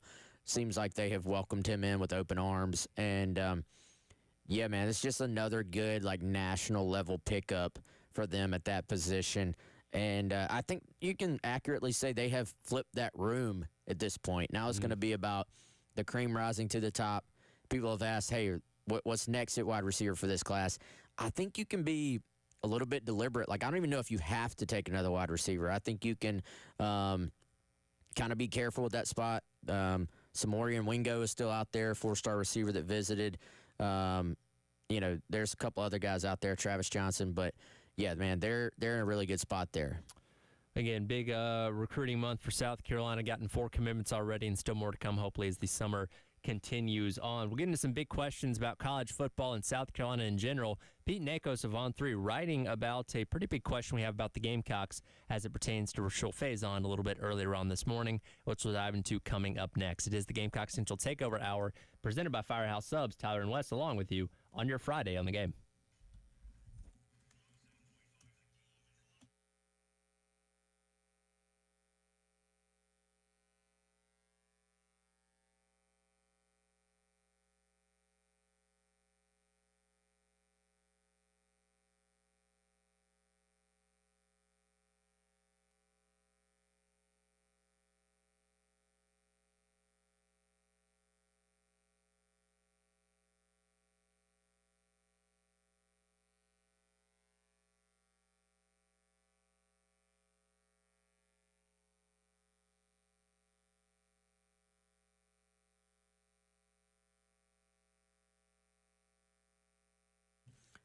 All right, folks, you've heard us talk about them for a while now. It's our friends at Integrated Media, integratedmediainc.com.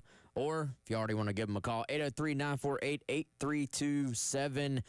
Almost football season. It's right around the corner. Great time to go ahead and make that move to upgrade the man cave. Maybe you want to go all in on a home theater system, which they can help take that extra room and take it to the next level with a complete an entire home theater system for you from our friends at Integrated Media. Or maybe you just need to upgrade the television setup in the living room, hang the TV, hide all the wires, go with some surround sound. They can do all that for you and make it just very, very simple. If you have a vision for it, you can explain that vision to them, and they are going to bring it to life. Anything involving audio and video at your house or security and camera installation as well, they can have it all integrated into a tablet system right there at your home. Again, integratedmediainc.com, 803-948-8327.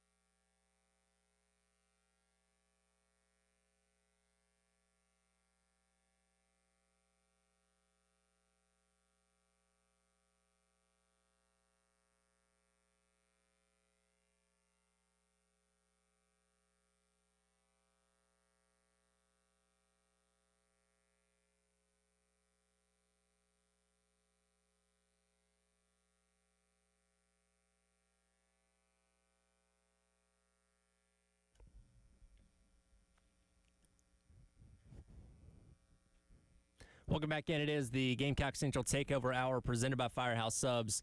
Tyron West along with you on your Friday here on The Game. We'll get into some of the biggest questions around college football coming up in a minute. Dan Wetzel of Yahoo Sports was talking about that as it pertains to Arch Manning and the Texas Longhorns, but I want to kind of focus on some big questions around South Carolina first, and perhaps there's no bigger question going into the season Then the status of Rasul Faison, again, still waiting on his eligibility to either be granted or denied by the NCAA, only 65 days away from kickoff. So who knows what's going to happen before the season, after the season starts. There's really no telling. Earlier today, Pete Nakos of On3 put out a longer piece article talking about the Faison situation, where he's at with the NCAA, who apparently says they're still going over the information, gathering information to make a decision, which seems like BS to me, but whatever.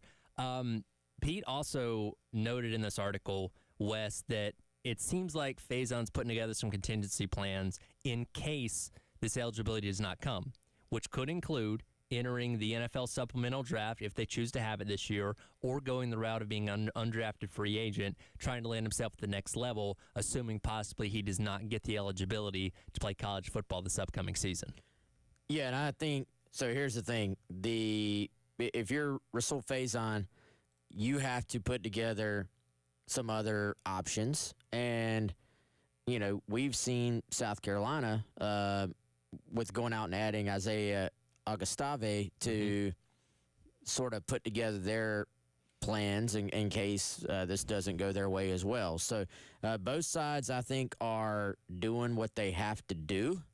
And here's the thing. It's just unfortunate because he's still very much in limbo with all this. And you can come up with backup plans all you want, but there's still backup plans. And, you know, frankly, start talking about the supplemental draft and, you know, just making a team as an undrafted free agent at this point. There's a kind of long shot propositions, I think, man. It's going to be a much better situation, obviously, for South Carolina, but I would imagine for this player as well in Faison to be able to come back and go through an SEC season. And, you know, as it was detailed in this from Pete, I thought it was a really good story from Pete. I'll be curious to see if putting this a little bit more on a national platform at this point has any sort of push to speed up the NCAA at all. But putting in there, man, that this kid did not play early on in his quote-unquote career. It's easy to be like, 5 year, you know, he just wants an extra year. No, this is not a guy who's played for 5 years and is looking for additional eligibility just to keep making money in the college system. He was not even on the football team for part of his early seasons out of high school. Yeah. So what is it? Is it 3 total years over the course of the 4 or 5 that he's actually played? He basically, and there was even when I've done my research on him, there's even a couple where I was like, all right, what exactly happened here? But essentially, and I hope I'm correct on this, I think it is he's played 3 years, but one of those that he played was JUCO. Yes. Which, according to the Pavia rule, also that should not count. So he played the 2 years at Utah State, basically. Well, which in the Pavia ruling was the catalyst for him entering the portal and coming to South Carolina because, again, he was looking into just being drafted, had some invites, according to Nakos, to some of the all-star games for senior college football players and decided, hey, seems like there's be a route here for me to come back and play another year and possibly go to a better school, which is what landed him at South Carolina. And again, we've gotten to the point when it comes to the NCAA that they just kind of rule everybody eligible. You don't really think about it. But again, we are almost, 2 months away from the season starting, still don't know. And again, I don't know what more information the NCAA needs to gather. It seems like Carolina has done their due diligence and sent them all the necessary stuff and is just waiting to hear something. That's the thing. Is like, it's not like he's being denied. We just don't know either way. They could say tomorrow, okay, he can play or he can't. Like, at least that's an answer. But we just are sitting here in limbo as of right now. Yeah. And if you get denied, is that when you turn around and you really kind of try to go the lawsuit route? Yeah. But then how much time? That could take even longer, and that could be resolved before the season starts. So you never know. You don't. And, it's frustrating for everybody, man. I think big picture-wise, in terms of, like, what everybody, like, really cares about, does he have an answer yet? Is it yes? Is it no? We still have not learned much new, but I do think this article did give us a little bit more background, a little bit more insight, obviously, into what Sewell's thinking is and kind of the plan there moving forward. And you bring up a good point. And look, the NCAA can definitely feel the effects of public pressure and putting this on a national platform, because I feel like this is something, and I've heard some national heads talking about South Carolina in their previews for the season, and they'll mention like, okay, they got a situation with one of their running backs and eligibility, but I don't think people know the intimate details of it quite yet. Outside of this bubble here in Columbia or whatever. So maybe putting this, like you said, kind of on a national stage, allowing people to actually understand what's going on, maybe can lead to a decision being made, because I feel like the Tez Walker thing a couple years ago, once it really started gaining steam and people started talking about it more, the NCAA did eventually come to a decision. It was in the season, but nevertheless, it happened. So I don't know, maybe that can happen here with Sewell. Well, and also one other little piece of information I think we learned, and I had talked about this, but I don't know if I had seen it summed up like this, and or just completely confirmed. Darren Heitner, his NIL guy, his lawyer, said the actual sort of case South Carolina is making, or that he is making, is that they are, quote, seeking a modification to the start of his 5-year period of eligibility. So that is what is currently making Faison need the waiver in the first place, is that 5-year clock starts like as soon as you're out of high school and when you enroll. So for him, even though he didn't even end up on those football teams, like, which I even think on some of these cases, that's an important distinction as well. A couple of those years, I believe, it wasn't that he was on the football team and just he didn't make the field. Yeah, he was not playing. He was not playing football at all. Went to a community college too that had no football team and wasn't involved in that. It's a very interesting story. Again, we'll see if and when the NCAA makes a decision, but again, probably the biggest question regarding South Carolina football right now revolving around, hey, is what we assume to be the number one running back going to be eligible or not? Yes, and we'll let him choose how much he wants to one day talk about it. But I believe there were some like personal reasons for him not to even be playing football at that time. Yeah. So I think that maybe factors into this as well, and is part of the reason I think South Carolina has, they were confident from the beginning. They did not accept the kid thinking it was going to be a tough sell for him to be able to play. They took his commitment and they signed him believing this would be a fairly, like, kind of a layup, I think, honestly. Because, I mean, everybody else, it's usually a pretty straightforward process, but here we are, end of June, and still don't know. So we'll see. Again, waiting to see what his eligibility is when it comes to Rasul Faison. That's the biggest question for South Carolina. What are the biggest questions plaguing college football as a whole this upcoming year? We'll dive into that coming up next as the Extra Point, not the Extra Point, the Gamecock Central Takeover Hour presented by Firehouse Subs rolls along on your Friday on the game.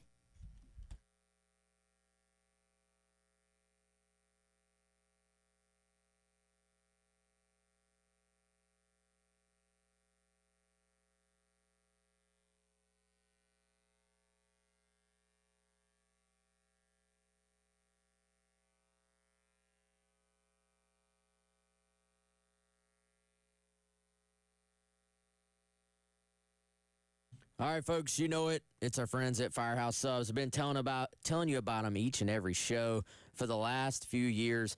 Hit them up right now for your lunch. I know you're getting hungry. FirehouseSubs.com, or do what we do. Download that Firehouse Subs app, and then you can try very quickly, very efficiently, waiting for you on the shelf, the new Smokin' Barbecue Triple Stack. They're actually bringing one of these back. We've had this before in the past. That is the classic. And then being added to the fold now is the new Carolina Gold Smokin' Barbecue Triple Stack that has more of like a mustard-based barbecue sauce that you may probably are familiar with from living right here in the Midlands. Speaking of the Midlands, no matter where you are here in the Columbia area, there's a Firehouse Subs located conveniently near you. So hit them up today. Hit them up right now. Have that sandwich, that awesome toasted sandwich waiting for you right there on the shelf at FirehouseSubs.com and with the Firehouse Subs app.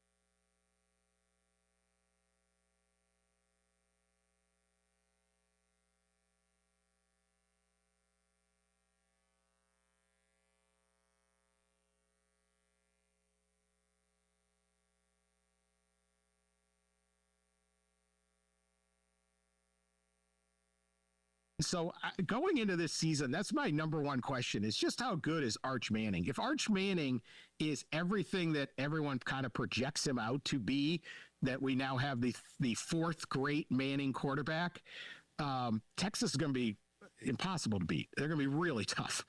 But if he's just a normal guy, and by normal, I mean really good SEC level starting QB, where does that take us? And what if he struggles some? What is it? That to me is the single most interesting and uniquely interesting question. Every team goes into the season, you go, do they have a running game? Do they have this? Can the D-line hold up? Arch Manning is a unique storyline to this season to me. Dan Wetzel of Yahoo Sports talking on the College Game Day podcast the other day, posing what he says is the biggest question in college football this year is, how good's Arch Manning? Again, we hear the hype. We obviously know the family lineage and all that kind of stuff, and he's projected to be a Heisman favorite, a first-round pick, all these kind of stuff. But what if he is just average? What if he is just a good to okay quarterback? What does that mean for Texas? What does that mean for the national championship picture? A lot of things hinging on that one question that, again, we've seen a lot of quarterbacks hyped before really playing a lot, but this is definitely a unique circumstance. Yeah, it is. And like everything, man, there are levels to all this. So I do like that he pointed out, all right, he could be a really, really, really good SEC quarterback and still maybe not live up to what a lot of people have created for him in terms of hype. And, even like, I don't know what do most people expect him to be? Like, do they think he's going to be like number one pick level good? Do they think he's going to be an all-timer? I mean, I tend to think Texas can win a lot of football games if they just get very good Arch Manning this year. And, that's the other part too.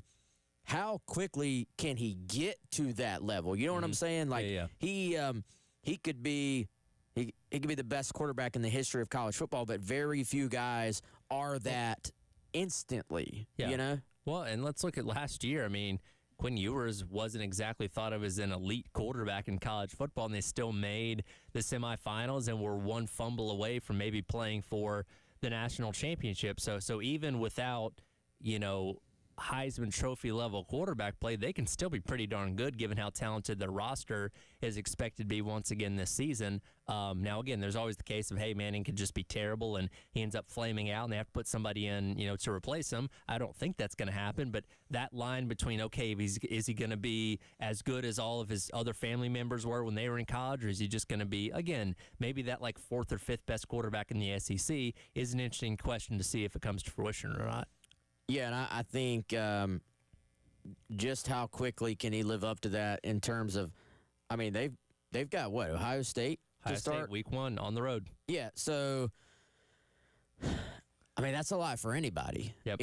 Even and I know he played some last year, but man, that is far different. Being out there and just knowing all the pressure is not on you. You're a backup, go play free, go do some different things. And he filled in, which I think will be helpful for him this year. Mm-hmm. But, there's a lot more pressure not having kind of a fail-safe there for you, I feel like. Is there any other greater college football question that kind of stands out to you as some of the most important for this upcoming year?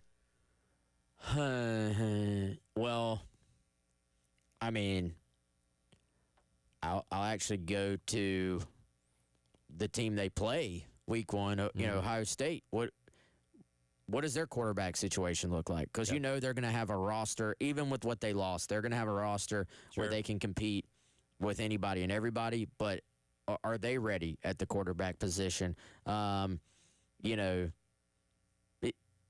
was what we saw from Alabama last year, a transition period as one new staff puts in their principles and they're going to just sort of that's going to be a blip, or was that the start of kind of a backslide for them? I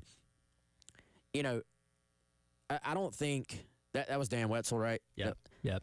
I don't agree if Manning is really, really good, I don't think Texas will be unbeatable because I don't think we have unbeatable teams. Sure.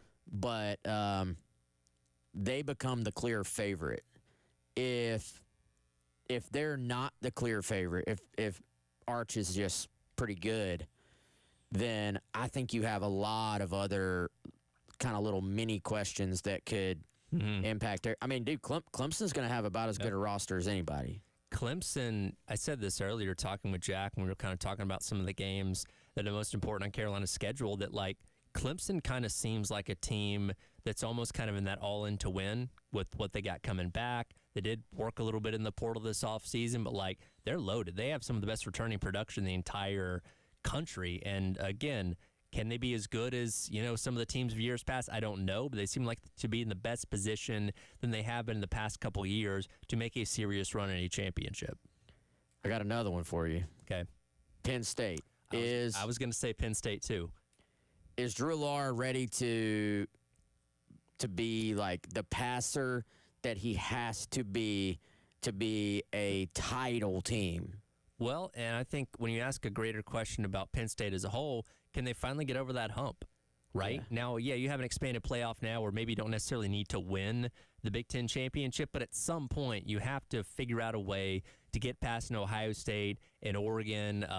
Who knows who else could be one of the top dogs in the Big Ten, because that's been the knock on James Franklin, minus 2016 when they did win the Big Ten title and beat Ohio State in the process. They'll miss the playoff. They can't beat the top of the top. And again, Aller's coming back. He had an improvement last year. Yeah, you lost guys like Tyler Warren and Abdul Carter, but you return your running back duo. You retooled the wide receiver room. Your defense is going to be good. If there was ever a year for them to take that step and finally get into a national championship game or something along those lines, this seems like it would be it.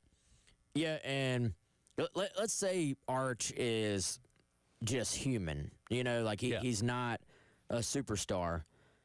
I look, and I pulled back up just for reference the ESPN post-spring top 25, and they had Penn State 1. So the expectations are probably as high as they've been in a long, long time at Penn State. But I look at, all these teams, in my opinion, have a chance to win the entire thing. Penn State, there were one in this one again. Clemson, Texas, Georgia. Georgia's flying under the radar a little bit, partially because their quarterback situation as well. Ohio State, which is at 5. LSU, although that's an odd situation there, man. With it, I think they need to win a lot of games this year, too, or people start to get uncomfortable. Yep. Notre Dame at 7. Oregon at 8. Alabama at 9. I look at all 9 of those teams as having a real chance to compete for a title. Now, I think once you start getting past that, you're talking a little bit more like the fringy type teams. BYU is at 10.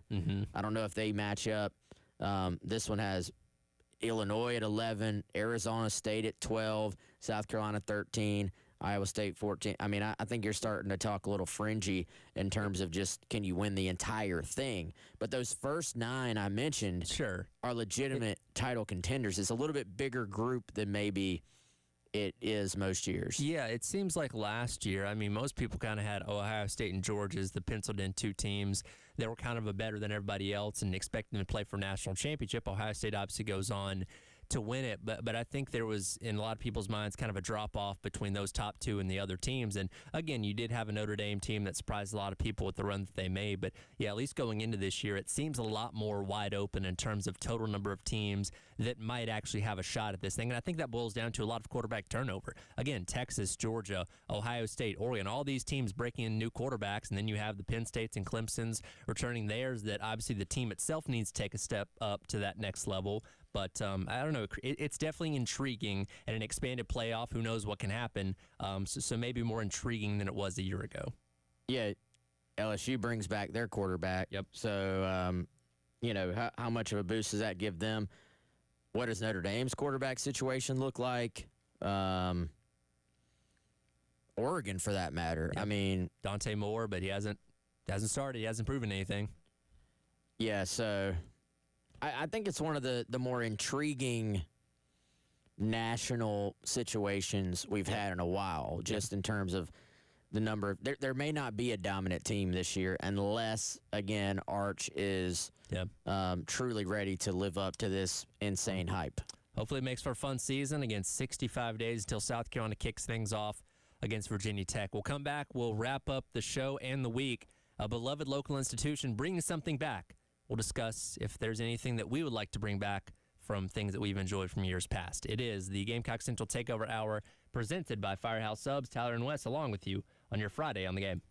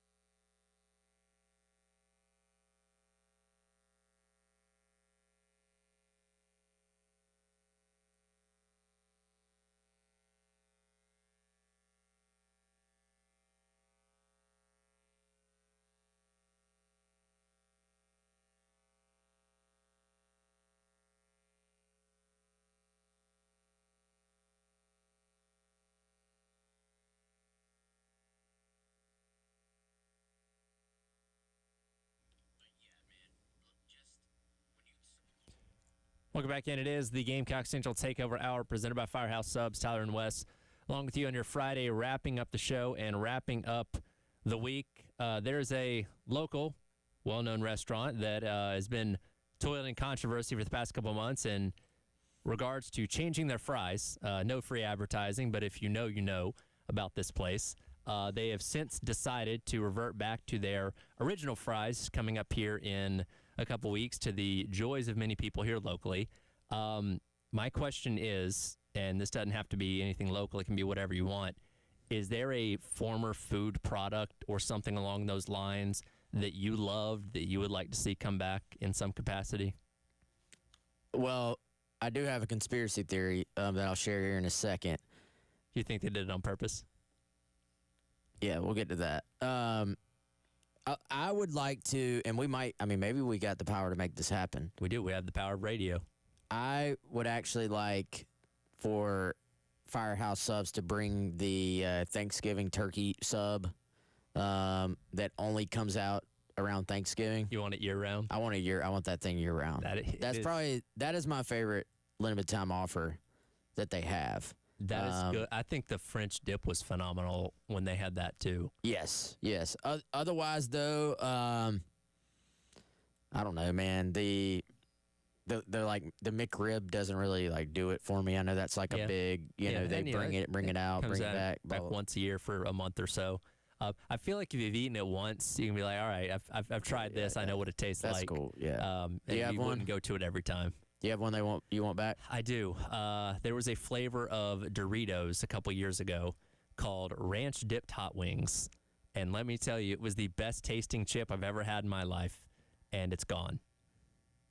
And I don't know if it's ever coming back. You ever go on Reddit? Yes. They have a subreddit called Nostalgia. Okay. And it's just literally people posting stuff from a long time ago. Like, remember this? Yeah, and there's a lot of I wish I could think of some of them off the top of my head, but there will be things you'll be like, oh, man, I didn't even know I missed that. But then it'll pop up. I miss the PB Crisps. Yeah. And it was like, but they had chocolate ones. It had like the little shell on the outside and like a chocolate filling. And also there was who were the Keebler Elves? They had a cookie that had like chocolate fudge on the inside and just like almost like a sugar cookie on the outside. I can't remember what it was called, but those things were so good. Yeah. Gosh, I feel like if you scroll through Facebook long enough, you also see like somebody share a post like, hey, remember these things? And it's a bunch of food from like 2005 that doesn't exist anymore, like cream savers and what they made like Philadelphia cheesecake bars and stuff like that, those kind of things.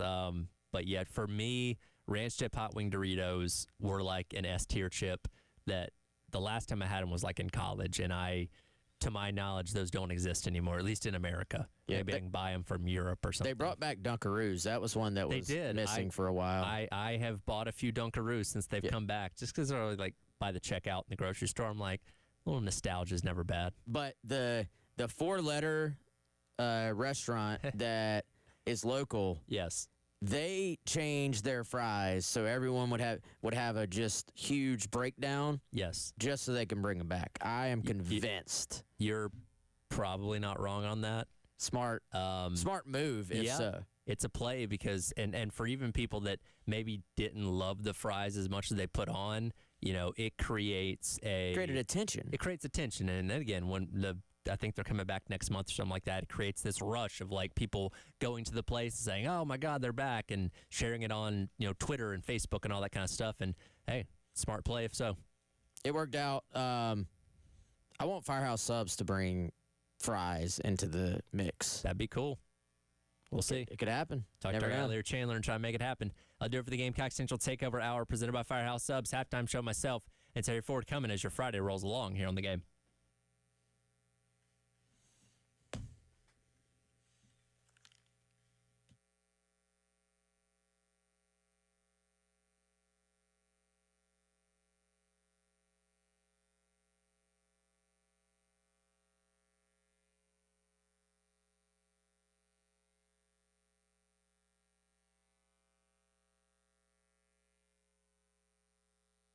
Our friends over at Game Day Men's Health can help you as a man reclaim your vitality by optimizing hormone levels. They specialize in TRT, or testosterone replacement therapy, which will help boost your energy and strength. And they're a lot different than other clinics that do similar things. They have